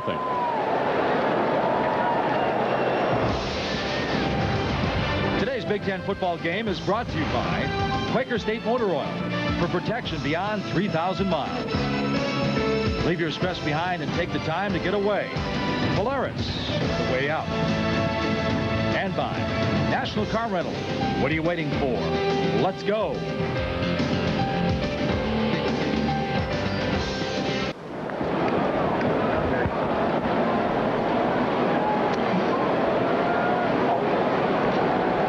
First half of play, the Michigan Wolverines over the Rice Owls 35-0. And really, if you take a look at this ball game, it turned real early. It didn't take long for this game to turn around. The Rice Owls, if it could go wrong, it did go wrong for them early on. And several times, not just once or twice. Michigan came out, did what they wanted to do. I think maybe a little intimidation early, and when the mistakes started happening to Rice, they were just compounded and contagious, and it just continued, and Michigan took advantage of them. Let's take a look at some of the highlights of this afternoon's game thus far, and it began real early. This is the first snap from center. Evans unable to gather it in. Well, that's the first mistake. As you see, Michigan takes advantage of it right there with Anthony Thomas scoring. Then the first touchdown pass to Walker here, or one of them to Walker, and then a big key fourth down stand by the Michigan defense to keep Rice out of the end zone. Dwayne Patman with a textbook-like tackle to thwart that particular drive by Rice. The numbers, the rushing yardage for Michigan, they're doing what they intended to do, Randy, and that is run the football well. And that running game has been both inside and outside. Third down conversion, 7 of 8. They're continuing to keep their drives alive, and therefore that's why they've got so many total yards. Touchdowns in the ball game. Terrell has 1 touchdown reception. Walker has 2, and Anthony Thomas 2 rushing touchdowns. So the big crowd here at Michigan satisfied to this point that their Wolverines have a 35-0 lead over the Rice Owls. The second half is coming up. Test drive the ultimate driving machine at your local BMW center.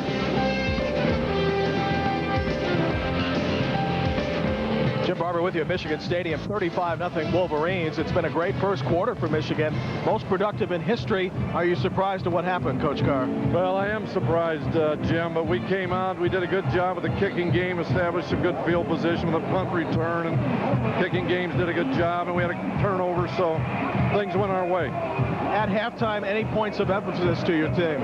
Well, we don't want to get sloppy. We've done a good job with penalties the first half, and we just want to make sure that we continue to execute, don't turn the football over, don't make the mistakes that get you into trouble. All right, thank you, Lloyd. Thank you.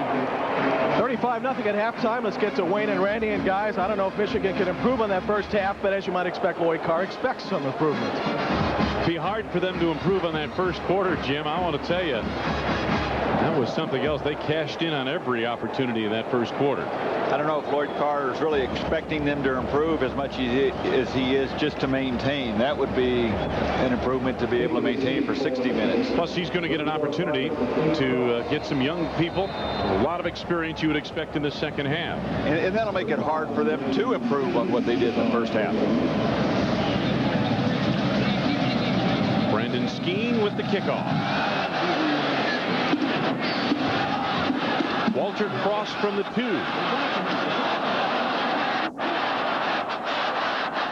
Steered to the sidelines of the near side at about the 25-yard line. Brendan Boyd helped to force him out of the near side. Let's take a look at the halftime leaders. Evans there with 11 rushes for only 17 yards. They've been able to take the ball out of his hand and eliminate a lot of his success. Take a look at Navarre, 121 yards and 3 touchdowns in the first half alone. Michigan scored on all but one possession. 5 out of 6, and they didn't just score field goals, they scored touchdowns. Anthony Thomas had a big first quarter, able to cool his jets a little bit in the second quarter, picks up a yard here as he takes it wide. Joe Bob Thompson out of Dangerfield, Texas. If you're from Texas, you got to have somebody on your team named Joe Bob. You got to have, and that's the only one that stands out right now. There are probably more than just that.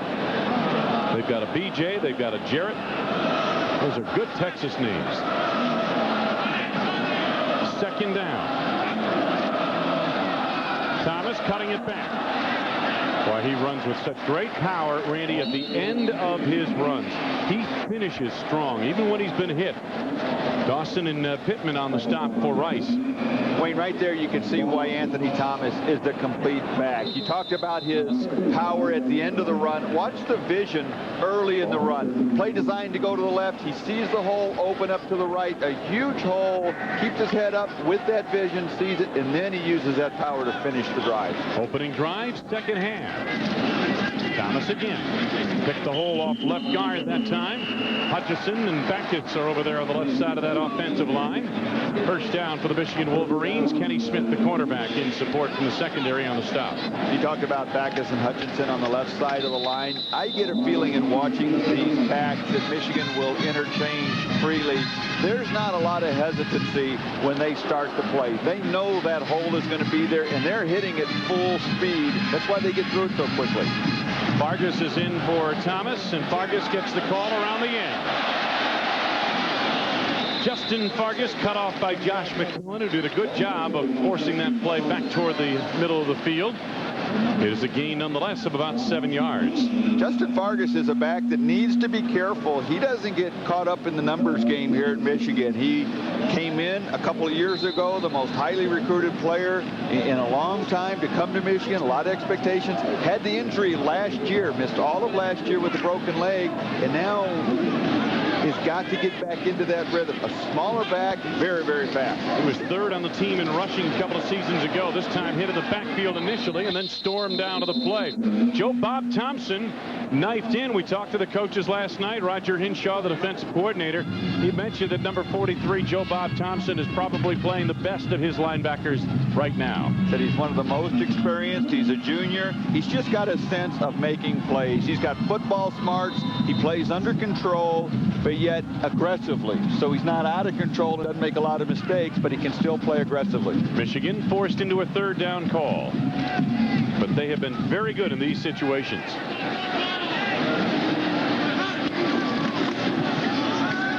action. Navarre got Walker for a first down. Smith makes the tackle to the midfield marker. The Wolverines move the chains once again on a gain of about 8 yards. Nice job by Navarre, standing in the pocket, knowing he's going to get hit. This is the poise that we've talked about with this young freshman that stands in there. This is the third or fourth time he's delivered a nice ball, knowing he's going to get hit. It hadn't shook him up at all, and he delivers a nice ball to Walker, who can pick up the first down. Good play. Rashard Pittman with the hit on the quarterback. First down for Michigan. The A-train tripped up in the middle of the line. Jonathan Chisholm makes the stop in the heart of the defense of the Rice Owls. It's an overcast, hazy day here in Michigan. We're at Michigan Stadium, third-ranked Wolverines against the Rice Owls out of the Western Athletic Conference. Wayne Larrabee, Randy Wright, Jim Barber. Great to have you with us this afternoon, wherever you're looking at around the country. This young man hails from Cudahy, Wisconsin. John Navarre, number 16. Second down. Anthony Thomas pulling his way. Close to 100 yards on the afternoon. Gain of about 7 on that play. Justin Engler made the stop. Wayne, I'm sure the question is going to come up, if it hasn't already, with the success that John Navarre is having at quarterback and the offense moving as well as they have. When Drew Henson is healthy enough to step in there, what do you think about some kind of quarterback situation? And obviously Henson was having a wonderful camp and was expected to step up, but I'm sure that's a thought that's going through his mind right now. It's a tough schedule the next 4 or 5 games. When is he going to come back, and is the job going to be his when he does? Third and short. Thomas. Look out. Inside the 10 to the 9-yard line. Anthony Thomas. 32 yards. Kenny Smith somehow able to force him out. Well, he's got such quick feet. He sees the hole, breaks to the outside in a hurry, and he just runs right through those arm tackles. If there's any weakness that Anthony Thomas may have, I think it's in that breakaway pure speed that he doesn't just pull away from defensive backs. But he runs so hard. He finishes so powerfully. He catches the ball well, and he is a devastating blocker, especially in pass protection. And that's got to say something about this young man. He may not have 4.23 speed, but he's got the rest of it. He adds so much more to it, like you said, in the passing game. He's a great pass blocker from the halfback position, an excellent lead blocker when he's not carrying the ball, and he's got good hands in the passing game. Jason Hebert gingerly making his way off the field, a junior out of Spring, Texas. We spoke of him at a career best 19 tackles at Michigan a year ago. First team all WAC safety. Boy, if he can't come back, that'll be a big loss for this defense. First and goal, Michigan. Thomas nowhere to go that time. Larry Brown in the middle of the defense, a junior out of Dallas. The tackles are both 6'2", 6'3", and they go about 290 pounds. Brown on one side and B.J. Forgerson on the other side give the Rice Owls some size in an otherwise undersized defensive front. And not only are they the biggest players, they're the best players of that defensive front. Big guys, they've got some experience, and Michigan hasn't had the kind of success running right at those two players that they have when they've run off tackle and outside. Walker in motion. Navarre overshot Askew, incomplete. Askew, who had a big 58-yard reception a week ago. Been somewhat quiet here today. One of the few passes that Navarre has not connected on, and sometimes when you're throwing to a fullback who hasn't been in the passing game into the rhythm like the wide receivers and tight ends have been, you get a little miscommunication. I think Navarre thought Askew was going to continue on his route. Askew kind of pulled up and slowed down. Pretty good numbers, to say the least. 12th play of this particular Michigan drive. Third down. Vargas. While the defense flowed to the football very well there, he may have lost a yard on the play. Justin Engler, Josh McMillan around the football. So Hayden Epstein is called on for a field goal try.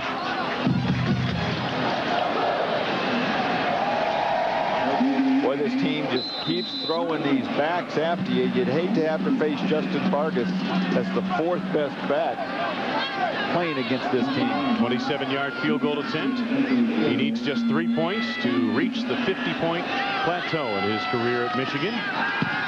And he's got him on that kick. 9:29 to go, 3rd quarter. 3rd-ranked Michigan, most impressive here today.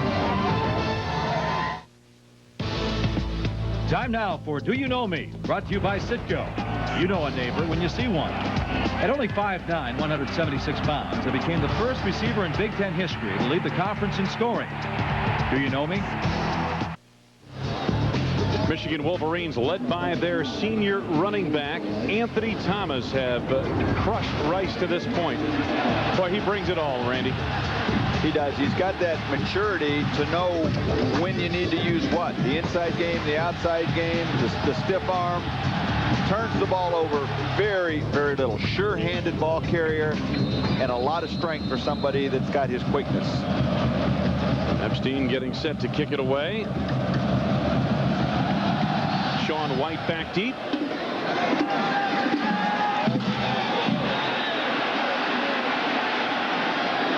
Nice move. Out across the 25, Sean White. Meanwhile, as we talk, Thomas moving up the charts, career 100-yard rushing days. Tied there for 4th and got 5 to go to tie Tyrone Wheatley. And Stan Parrish, the offensive coordinator for the Wolverines, is going to be mighty disappointed if Thomas doesn't break Wheatley's record, because he needs that running game going all year. First down for the Rice Owls. Football just short of their 27. Evans faked the handoff inside and then ran into Eric Wilson as he tried to take it to the outside. Loss of about 3. Meanwhile, we showed you the Michigan possessions in the first half. Rice, boy, that fumble was on the first play from scrimmage, as you could see, and that really set the tone. And the Owls were unable to move the football very well, except for that one drive where they went 56 yards and then lost it on downs deep in Michigan territory. You look at the number of plays per drive they ran, didn't give their defense much of a rest at all, other than that one drive they went 12 plays. 2nd down. They break the bone. Evans looking to throw. Pulls it back down. Evan Coleman nabs him from behind. Coleman's got pretty good speed. He was a running back here in this program last year. Another loss of a yard or 2. Jim Herman will tell you when he's talking about Evan Coleman that he just is a guy that moved over, played fullback last year, moved over, has got great leverage, good size. He makes a bunch of plays, but he doesn't know if he knows what he's doing. And he's hesitant. How do you want to teach him? Because I don't want to take away his ability to make the plays, but I want to make sure that he knows what he is doing. Take a look at the inside the tackle play card, and to the left side. They've gone there more often than not. But you know, Wayne, they really haven't had a lot of success anywhere. No. Straight wishbone. Evans comes up throwing. Got a man out there. Okoronkwo makes the catch just short of the first down. Jim Barber had an opportunity to talk with Coach Hatfield. Here's what he had to say. And Wayne, in the first half, he was very disgusted with the fact that Rice turned the ball over so quickly in the first quarter. He really expected his football team to be much more competitive. And when Rice was going for it on 4th down in the second quarter, he also said in so many words, that was a no-brainer because we needed to get a touchdown to show some confidence against the number 3 team in the country. As for Jason Hebert on the defense of the Owls, he has a pulled groin. He will not return. Big loss, Jimmy. He's one of their best in the middle of that defense. 4th down. The Owls going for it. Or are they? And they've got it. First down. Out across the 40-yard line. For a minute there, I thought he was just going to take a penalty, trying to draw the defense off sides. Jamie Tyler picks up the first down. Williams and Curry on the stop. And Wayne, I think that's what the Michigan defense thought. Sometimes, nice call. You get up there, you hold at the line of scrimmage, you make the defense think that all you're going to do is draw them off sides. They relax a little bit, and then you snap the ball, especially on a simple little dive. That time, Jamie Tyler pays the price, but picks up the first down. What if they don't relax? Do you snap it anyway? Then you call timeout. Or take a penalty. Inside handoff. gain of about 4 yards out to the 45-yard line. Brackens makes the stop on the play as they go to Jamie Tyler. So we mentioned the junior from Austin, Texas, did not play last week due to a hamstring injury. Coming into this year, it gained 952 yards in 2 seasons at Rice.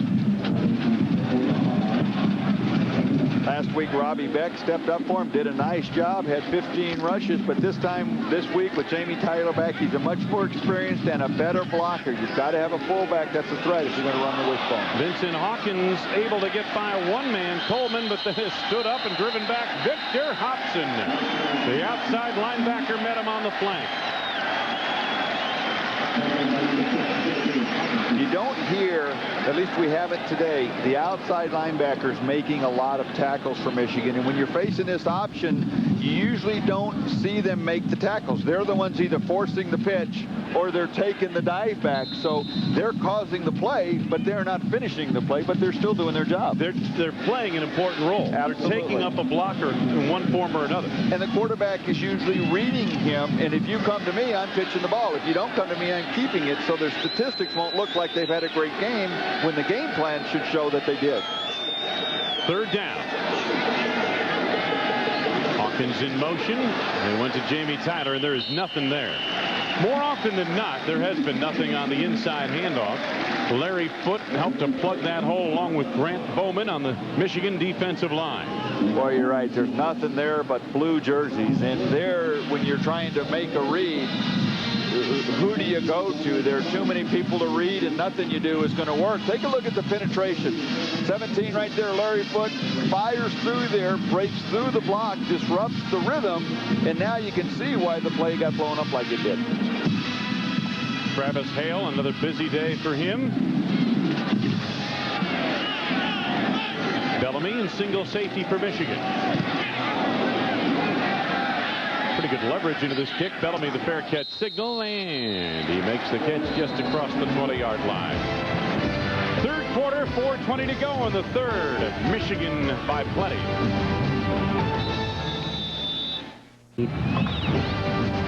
Welcome back to Michigan Stadium in Ann Arbor. Wayne Larrabee along with Randy Wright. Jim Barber's on the sidelines for us. Michigan rolling as expected. 3rd-ranked team in the nation. They take over offensively. 1st and 10 near their 23.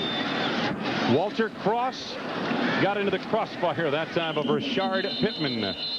The strong inside linebacker, or stud linebacker, as Roger Hinshaw, the defensive coordinator at Rice, likes to call him, made the play. Now you look at Rashard Pittman, and his statistics say he's 5'11", 225 pounds.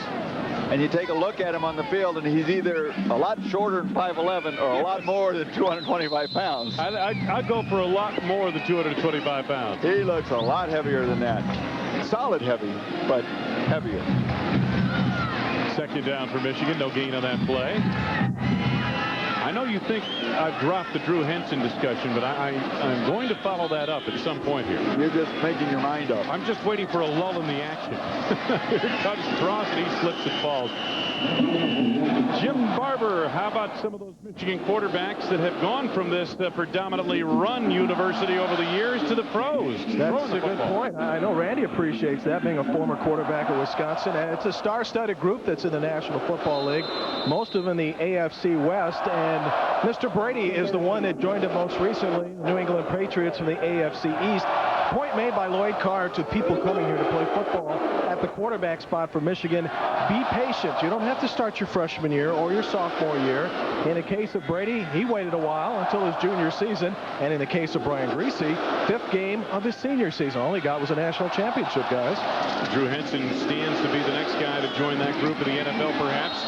David Terrell absorbed quite a hit from Travis Ortega. Could not hang on to that one. You know, the other fact, you think about Michigan, you think about Bo Schembechler, 3 yards at a cloud of dust type offense that they ran here for so long. But really, it started with Jim Harbaugh in the mid to late 80s. He was the first quarterback who made it in the pros from Michigan that really started to do something. And you got to give them credit because they changed with the times. They saw what was happening, and they went ahead and made a change. Jimmy, I got a question for you. I think that one of the most impressive quarterbacks in the NFL, in my opinion, is Scott Dreisbach, the guy that really didn't even start here that's in the pros. Yeah, without a doubt, and I think he's going to see some prominent time in the National Football League before things are taken care of. Wolverines on on top of Rice, 38-0. 2 minutes and 36 seconds left in the third quarter. How much longer for John Navarre? We'll find out. Andy Mittery, who saw some brief action last week warming up on the sidelines with another quarterback, Jermaine Gonzalez, who is a true freshman. And a quarterback that I'm sure they would like to, if they can, redshirt him. He may be the most athletic of the young ones. Hard to be a better thrower than what John Navarre has shown. But Gonzalez, as you said, they would really like to redshirt him this year. Evans on the inside handoff. And not a whole lot there for Beck. Now, we talked about the Michigan quarterback situation and what happens when Drew Henson's ready to come back. Well, I talked about it. You didn't say much at all about it. I can assure you of this, that when Drew Henson is healthy to play, Lloyd Carr will make him the starting quarterback, and he would have to lose the job based on performance. That's what I would interpret from the way Lloyd Carr over the years has handled his quarterback situations. And that goes back to Dreisbach and Greasy and Brady and Henson the last couple of years. And I agree with that 100%. I think that's the way that it should be. Eric Brackens almost had an interception. Couldn't quite hang on. And then one of his teammates almost picked it off, Todd Howard. Boy, got his head around just in time to see the ball come in there. It would have been a nice catch as he's going down. But then you see Howard come here and just picks the ball up right off the ground right there. Take a look. Brackens had one, and he won't find many more difficult than that, but that's a catchable ball. Of course, when you're a quarterback, they're all catchable balls. Yes. Third down. Been a long day on third down for Rice. Sadler runs out of real estate far short of the first down. Patman over to make the play. Boy, he's played well here today, Dwayne Patman. Michigan defense flowing very well to the ball. Part of the quickness package we talked about earlier for Michigan. And they don't have those big name players, but a lot of speed. Look at all the blue jerseys over there. See 3 of them right there, taking him out of bounds. And Wayne, back to what we were talking about with the quarterback, I think that's the right move. You play Henson, you reward your experienced players, your upperclassmen. He is the guy that brings the complete package with his feet and his arm. But I think the experience that Navarre is gaining right now is just invaluable and will help him not only the rest of this year, but throughout his career, too. He has been most impressive. High kick authored by Hale. Boy, I tell you, not much running room that time for James Whitley. 48-yard punt, 4-yard return, and Michigan will start short of its 10-yard line. Let's take a moment to thank our Big Ten corporate partners, Value City and Kemper Funds, long-term investing in a short-term world. I think we need to be fair and do justice to Drew Henson, too. What we've seen John Navarre do has been against 2 of the weaker teams that Michigan will play all year. It's kind of like the NFL preseason. You can be an all-pro in preseason. It's a totally different game when the regular season starts. And for Drew Henson, he's faced the real bullets before. John Navarre hasn't.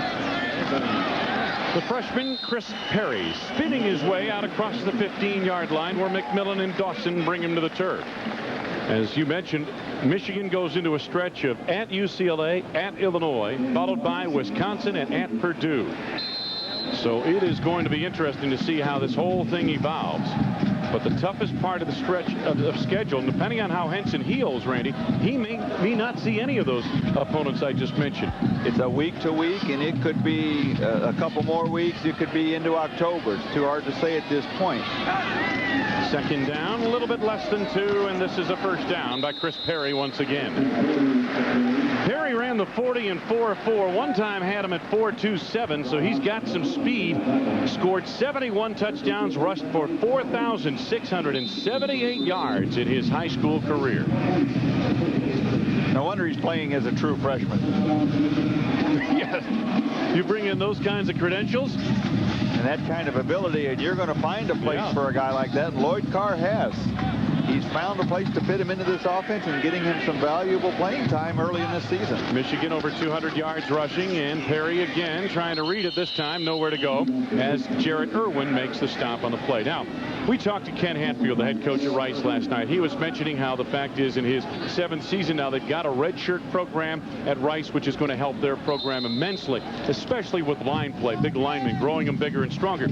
Now, it's a little bit different. At Michigan, you'll find they'll redshirt the linemen quite a bit, but you've got a situation where with skilled people, Michigan can afford to play true freshmen because they're going to get more skilled people in as they go along. And a lot of those skilled players, you don't know that they're going to be here 5 years anyway. They're going to leave maybe after their junior year or after their 4th year, so you lose that 5th year either way. Whereas at Rice, the caliber of people they get, they can grow them a little bit longer perhaps.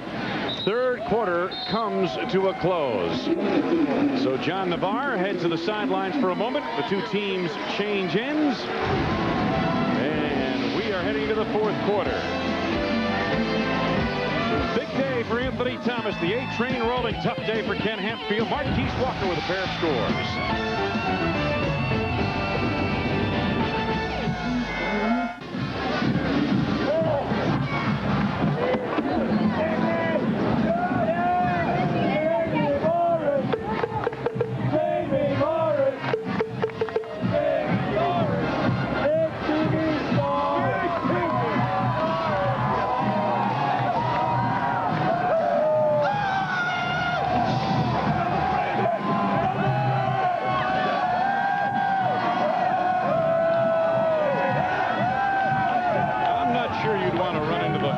Of those in an alley after hours. Welcome back to Michigan Stadium. ESPN Plus coverage. Our game of the week. Michigan leading Rice 38-0. Wayne Larrivee along with Randy Wright and Jim Barber. First down for the Michigan Wolverines. And the call goes to Justin Fargas. Penalty marker is down to the play. Joe Bob Thompson on the tackle for the Rice Owls. Fargas a little shaken up. First penalty of the second half about to be assessed against Michigan. See, Michigan has their backup offensive line, at least a lot of them in the game, giving them a chance to play. One of them committed a little mistake there. Holding against the Wolverines.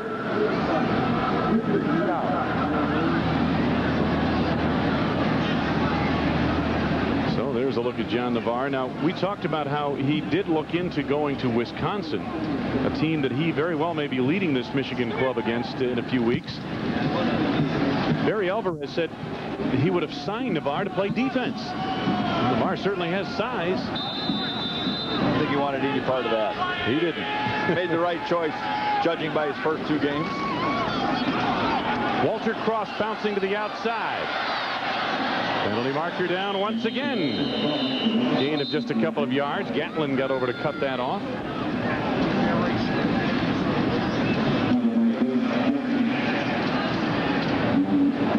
Holding again the call. Let's go back to the studio. Mike Gleason. Mike? Well, Wayne, over in East Lansing, Michigan, Marshall, Michigan State tied at 10-10 until Jeff Smoker. That's right, Jeff Smoker avoids the rush. Touchdown pass to Sean Foster, 17-10. Why is Smoker playing? Ryan Van Dyke injured his thumb. X-rays were negative. He's going to be okay. But Smoker, the freshman, so much for a redshirt year there, huh, Wayne? Wow, came out smoking. Things change in a hurry, don't they? You knew I would be the low man on the totem pole to use that line. No.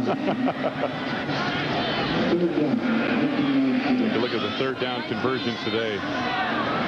Michigan, awfully good when you complete, what, 19 of 26 over 2 weeks. Haven't had a lot of 3rd and longs either. They've been a lot of 3rd and short. Walter Cross got the call on the delay up the middle. Antoine Shell, the strong safety on the stop, as both teams have most of their backups in right now. That was one of the few 3rd down and long situations Michigan has been in, choosing to just play it safe and run the ball and see if they can make something happen with Walter Cross. White back deep to receive. Steen gets pretty good leverage into this kick. White from the 35. Gets by Walter Cross. Taken down near the 46-yard line. Anthony Jordan on the stop. Rice sets up shop offensively just across its 45. first and 10. The football out near the Owls' 46-yard line. New quarterback in the lineup for the Owls. Hawthorne gets the call. Vincent Hawthorne for about 4 yards to the midfield marker. Ben Wolf is the new signal caller for the Owls. There's a look at Ben, senior out of Center, Texas. Began his college career at defensive back. Moved to quarterback in '98. Then to running back last year. Matter of fact, last year in this game against Michigan, he made 2 tackles on special teams. He was moved back to quarterback this week with the injury to Jeremy Hurd last week.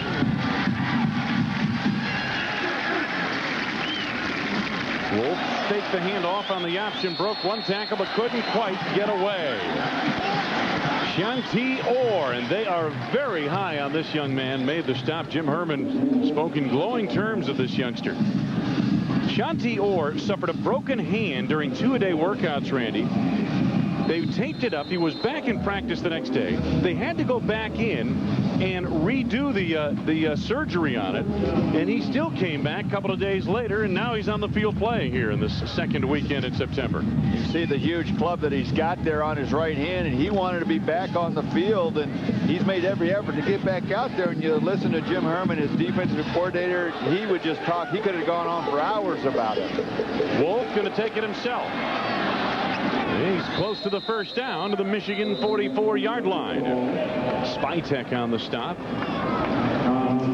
You talk about Wolf, who played defensive back, then quarterback, then running back, and back to quarterback now.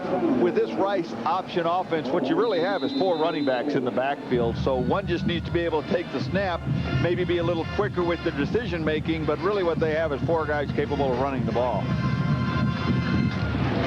David Lee in the red shirt, the offensive coordinator. Must be some reason why he's got a bright red shirt on. Absolutely. You always want the person on the sideline who is signaling in the plays to have some kind of different colored shirt so you can pick them out quickly. Just under 12 minutes left to go in this one. We step away for a moment from Michigan Rice.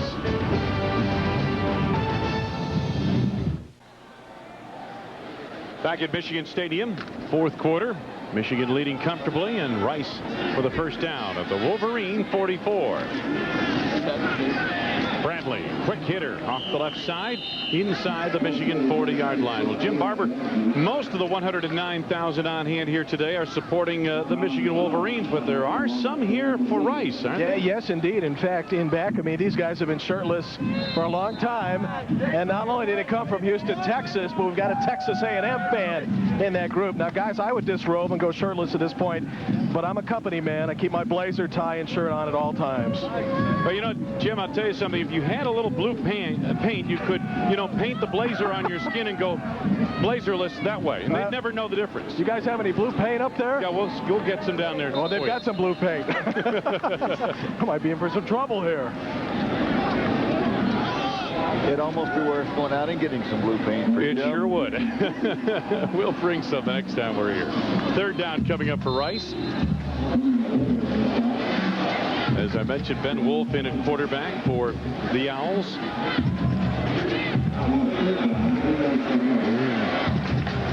There's a Wolverine here in the big house. 3rd down. Nice catch, couldn't hang on. Kevin Booth got 2 hands on it, couldn't quite hold it. Ben Wolf with the delivery, and it's 4th down for Rice. Pretty nice throw by Wolf, running out to his left, puts the ball there, pretty good. Would have been a tough catch, and Booth had it till he came down, but never quite had control of it. Would have given the Owls a first down. Now they'll have to go for it here on 4th. As we mentioned, it's been a sultry, warm, somewhat humid afternoon here in Ann Arbor, but this is nothing compared to what these kids from Houston, Rice University, are used to. I mean, the heat in Texas has been legendary all summer. We know some of you may be watching down there, and boy, our hearts go out to you. We've barely hit the 90s here in Michigan, states like Michigan, Wisconsin, and Minnesota.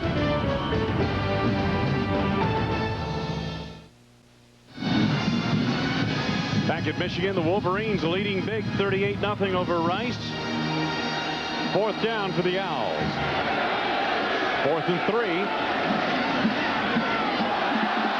Pitch is fumbled. Wolverines have it.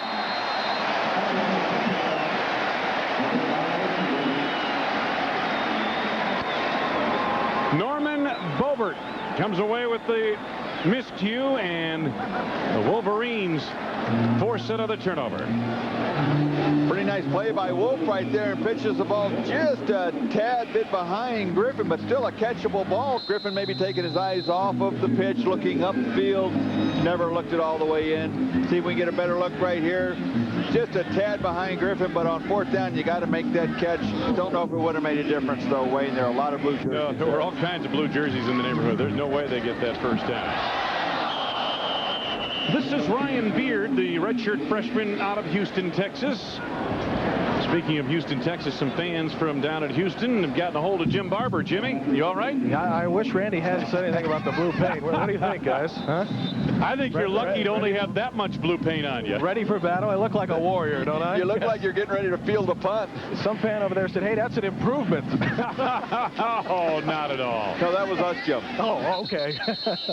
Andy Bittery is at a quarterback for Michigan, and again, Ryan Beard gets the call. Last week had a couple of carries for 2 yards against Bowling Green. There is a look at Minery from Hamilton, Ontario. Coach's son, his dad was a high school coach. Another big kid, 6'3", 234 pounds, also a freshman, and you've got to wonder what's going through his mind, getting a chance to play a little bit in the preseason or in the non-conference, but yet with John Navarre, a redshirt freshman, having that kind of success, I'm sure he's wondering where he's going to fit in. Minery, little touch pass down the sidelines, overshot Brent Cummings. Beck's game summary to this stage. How about this? Michigan defense been pretty efficient. Rice 6 punts and 10 possessions. They're yet to score. Evans, they held him in check. Michigan, meanwhile, explosive here today with 6 plays of 20 yards or more, and Anthony Thomas has showed us the whole package. Boy, it's been a wonderful game from the Michigan perspective on both sides of the ball and special teams. Very successful there, especially in the punting game. Good high kick by Epstein, hit the goal line and caroms through the end zone. 48-yard punt. It'll be 1st down for Rice at the 20-yard line when we resume in Ann Arbor, Michigan with 9:12 left to go.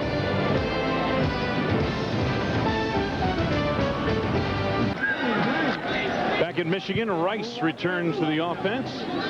Ben Wolf, the senior out of Center, Texas, at quarterback. The give to Beck, and the big freshman has stopped at his tracks in mid-portion of the Michigan defense. We've mentioned how well Michigan has played defensively here today. When you're a school like Michigan, you're facing a somewhat unusual offense, the option offense that Rice presents. It's real hard to prepare for that. But number 30, Tad Van Pelt, has performed the role this week as the option quarterback on the scout team, and that is a very important role in getting this defense ready. Huge role in the preparation for this Wolverines defense. The hardest part in simulating an offense like Rice, you don't run the option, you can't simulate the speed because the decisions and the action happen so quickly. When you have a guy like Van Pelt who has run that before, who understands it, he can give you a true picture in practice as to what it's going to be like in the game. Judging by the way this Wolverine defense has successfully defended it, I'd say he did a heck of a job. Yeah, he really did. I mean, you're a school like Michigan, and we were talking about this, Randy. The quarterback Ken Hatfield is going to recruit is about 180 degrees different from the quarterback Lloyd Carr is going to recruit to play at Michigan. So you don't have a lot of people running option in practice at Michigan. You could play players who are fast, but Van Pelt understands the option offense. He knows how to do the reads. He knows when to fake the pitch, when to take the pitch, when to do different things like that. So it's not just a matter of speed. It's a matter of understanding the game and the system and then being able to execute it. Wolf's got a tight end over the middle. Travis Thompson with his 2nd catch of the day, and that will move the chains in favor of Rice. Spytek and Stevens on the stop, and again, stop the presses down in Houston. Rice not only has completed a pass to a tight end, they've done it 2 weeks in a row. 3 catches by tight ends in the first 2 weeks of this season. Remember, prior to last week, they hadn't completed a pass to a tight end in almost, well, a little over 2 seasons. I don't think they're going to revamp their offense. Yes, but I do think it's worth noting. You don't think the all-whack tight end will be coming from Rice I don't this think year? Eric Coryell is coming back. Airing it out. Ben Wolf got a man out there. Touchdown. Adrian Sadler ran past the defense. 68-yard pass play from Ben Wolf. We talked to Sadler earlier, Randy.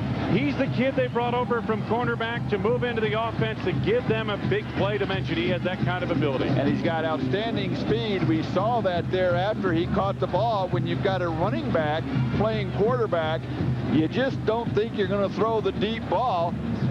Wolf does a nice job of getting the ball out in front of Sadler, who makes the catch, and then it's just off to the races. You're not going to catch him, but I think that defense there, that's the last thing they expected, and it showed. Boy, I guess so. You just don't expect that from a team like Rice, an option-oriented ball club. Well, that won't be an acceptable excuse in the film. No. You know what? Somehow, some way, Lloyd Carr's probably saying, good, I've got something to coach on now. I can... Absolutely. I think you're right, and I think it serves a purpose. You can't ever underestimate. You can't fall asleep, and you would think when your backup players are in there, they're not going to fall asleep. Brandon Williams beaten like a drum by Adrian Sadler. That big play speed, fastest player or fastest running back, they list him on this team. He may be the fastest player on the Rice squad. So for Rice, on an otherwise cloudy afternoon, a little ray of hope. A little ray of sunshine for this team. And hey, Ben Wolf threw a nice pass. You talk about a guy who's been bouncing from offense to defense. Looked pretty good there, didn't he, on offense? That's a good example of the end justifies the means. That didn't look the prettiest, and the throwing motion that he showed is not going to give John Navarre a run for his money, but he got the ball out there. Well, let's take a look at it. Our Mobile Speed Pass drive of the game, brought to you by Mobile Speed Pass, today's way to play. And there it is, 4 plays, 80 yards. Sadler, 68-yard touchdown reception. They completed 2 passes in the same drive. I don't know if they've ever done that. Well, they have almost as many passing yards as rushing yards, do the Rice Owls. Well, if that's going to happen, they're not going to be very happy with the end result, because if they're throwing the ball almost as much as they're running it, they're not having a lot of success. Brandon Skeen with the kickoff. Good leverage in a somewhat short kick. Beard on the return. To the outside.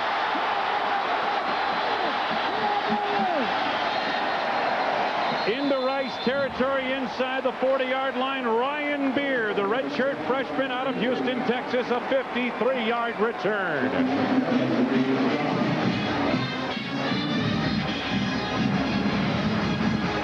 When you have this kind of success on kickoff returns, we saw the punt return early, you've got to look at the special team concept. They teach blocking, they follow it, it's discipline, and these are the kind of results that you're going to have no matter who it is back there returning the kicks. That time, Ryan Beard, nice job. Andy Minery, a quarterback, and B.J. Askew playing the tailback spot. Gets the call up the middle for short yardage.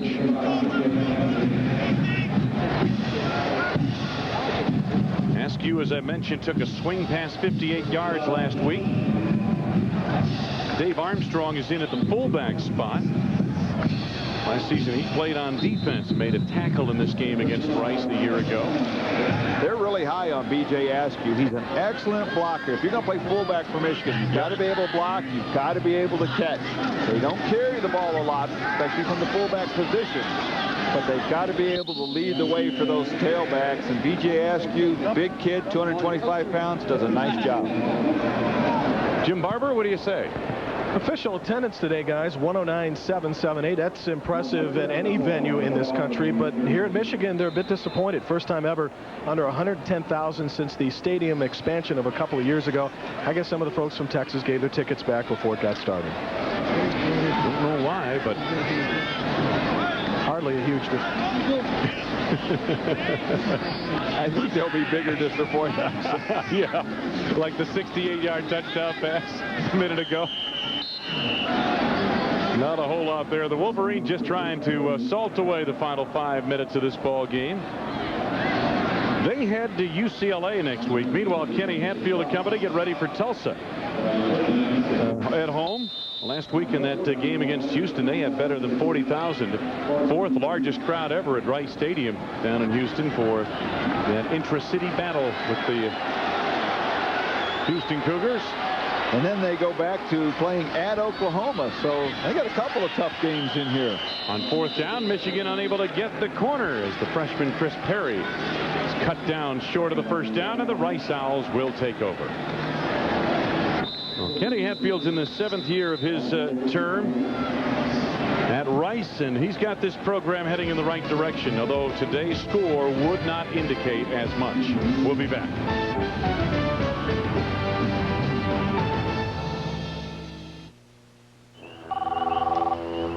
Yeah? Alrighty. Looks like a lot more mates are coming by.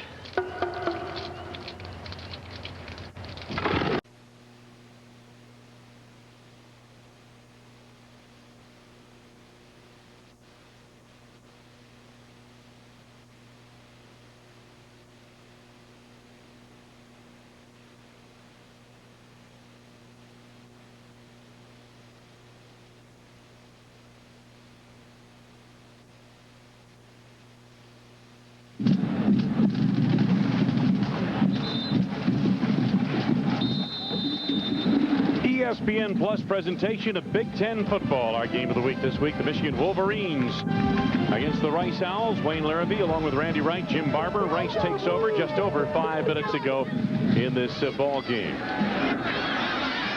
How about this?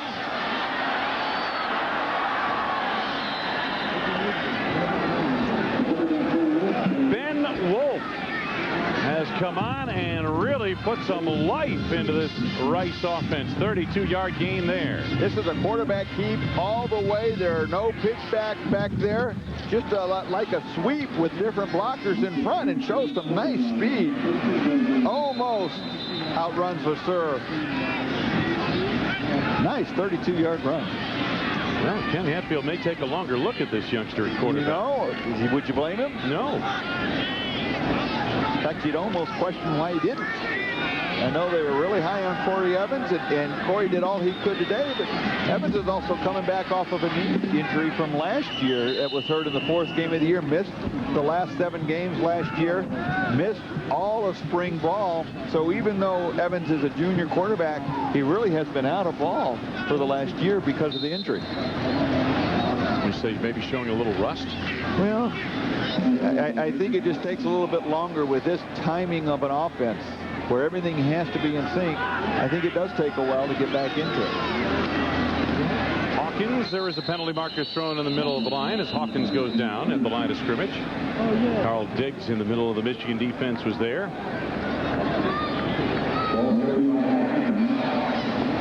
Infraction is against the Rice Owls. I do like, Wayne, what we've seen in the last 7, 8, 9 minutes from Rice. Defensively, doing a nice job. Illegal chop block, offense. 15 yards, end of the run, repeat, 2nd down. And you're down 38-0. You offensively, you come out, you go for the big play, you get the big play. Defensively, they make a nice stand. It'd be real easy after traveling all the way up here and getting beat 38-0, then 38-7 to give up, but yet they're continuing to try and do something. That's what they need to do, is remember this is one game, run our offense, give some of these kids an experience, and try and get into some kind of rhythm, something you can build on. Something you can take with you to the next game, which again for them, as we mentioned, is Tulsa back home next week. And they won't face a lot of Michigan for the rest of the year. Looks like another penalty coming up against Rice here. Appeared to be a false start or procedure penalty. Prior to the snap, false start, offense, 5 yards. The down. Take a look at the Value City Department Store play of the game. Actually, we'll give you a couple of plays right here. This is the first play from scrimmage of the game, the fumble by Evans on the snap. That led to this touchdown run, the first of a couple in the first quarter by Anthony Thomas. Kind of set the tone for the day, didn't it? Boy, that first play, when you get the ball, you come out, you fumble a simple exchange. I think it did set the tone for the whole day. Ben Wolf under duress, able to escape. And a diving grab is made. They're going to rule he trapped it. Evan Meeks, the intended receiver. Incomplete is how it's ruled, and second down. Nice job by Wolf trying to get away from that pressure and buy some time. You know, the ball wasn't complete. Right there, just avoids the sack, keeps his eyes down the field, and actually throws a nice ball right where you want it, away from the defender. I've been impressed with Wolf, with what he's been able to do. Take a look at this. Did he get his hands under that ball? I guess not. Tough to tell from that angle. It really is. Tim Sutton's not going to show us 5 or 6 more angles here. We're on to the next play. This is no NFL thing. Ben Wolf picks up yardage back inside Michigan territory. Stevens made the stop.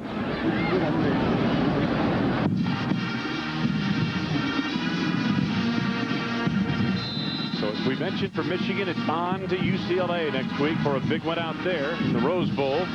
And then back to the Midwest to take on Illinois, a team that beat Michigan here at Michigan Stadium a year ago, a game that really turned around Illinois' season. And Michigan's too. Michigan, that game kept them out of the Rose Bowl. As if they had won that, they would have gone on. But that wasn't a fluke. Illinois played hard and maybe the most improved team in the Big Ten last year and deserved to win that game. Maybe too much time. Play clock expires on the Rice Owls on this play. Delay of game against the Owls. Wolf at quarterback has hit 2 of 4 passes for 74 yards. He's also rushed the ball 6 times for 43 yards. The Owls are going to punt this one away.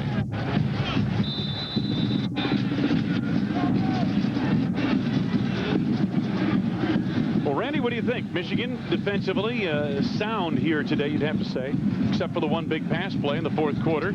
But for the most part, I thought a very impressive performance. Very disciplined defense. Very disciplined, and I think that's what Jim Herman is going to be most pleased with. This was a different kind of game, one where you needed that kind of effort from your defense.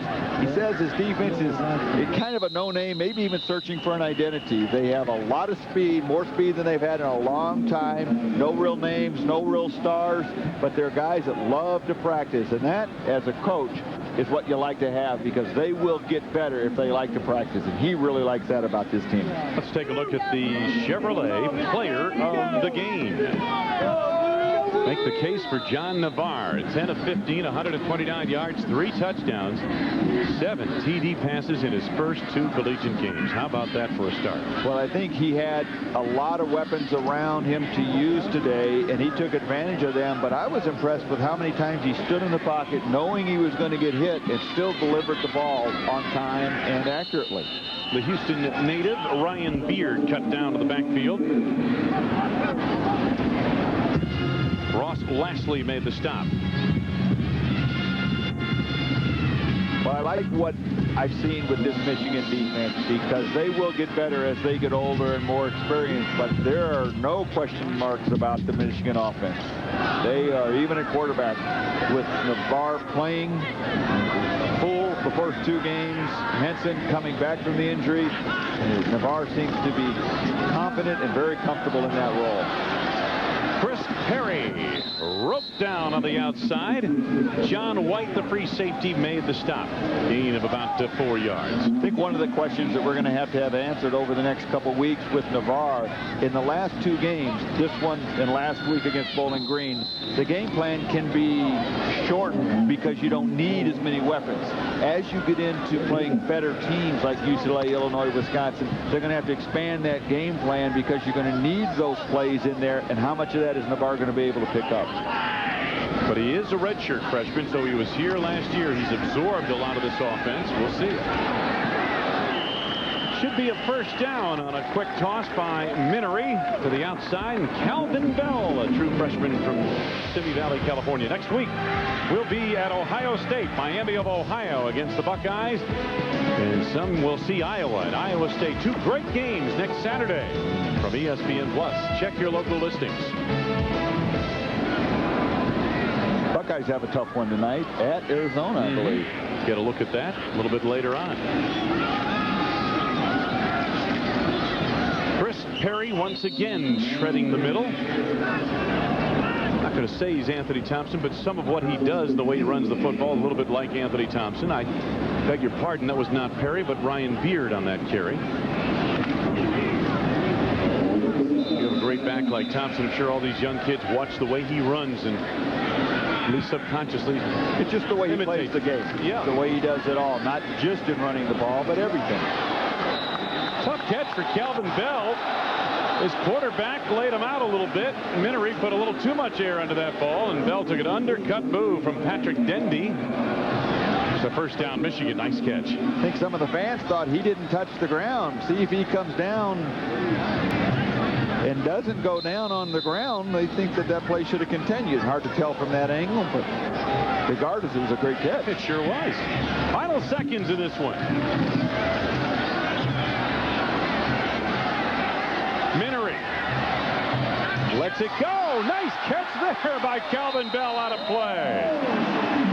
For the final play of the game. Bell, the true freshman, as I mentioned, finishes with a flourish. 24-yard play. Our outstanding back of the game, Anthony Thomas. What a performance. Much of that work done in the first quarter of the ball game. Special thanks to Jeff Nelson, our statistician. We'll get a look at a couple of plays from the A train. This is one of the best in the country. You give him a sliver of an opening and he will power it through. He's a runaway locomotive heading downhill. Anthony Thomas, his 15th career 100-yard rushing day, leading Michigan to a 38-7 victory over Rice. And well, I'll tell you, some of the young kids from Michigan continue to shine. Andy Minery is a redshirt freshman quarterback from Hamilton, Ohio. Now watch this one to Calvin Bell, a true freshman from California. A little pump fake there, lets it go. Bell with the tip. And the reception, yeah, it's the final play of a 38-7 game, but that's something these young kids can build on. So the band is happy. Much of this crowd of 109,000 plus heading for the exits. Michigan goes to 2-0, and they head into the strength of their schedule now. In the next couple of weeks, they will play at UCLA, at Illinois, and then come home on September 30th for a huge game against Wisconsin. Mike Gleason is standing by in Studio 66, and he will get us caught up to date on what's going on. Michigan 38, Rice 7, and we'll be back.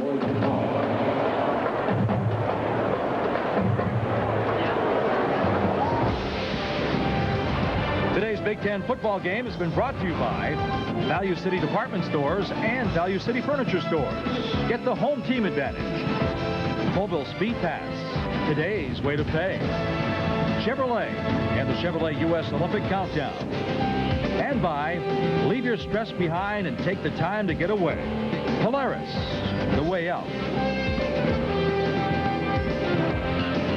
Hi, everybody. Mike Gleason here. Welcome back to Studio 66. The Michigan Wolverines over Rice 38-7.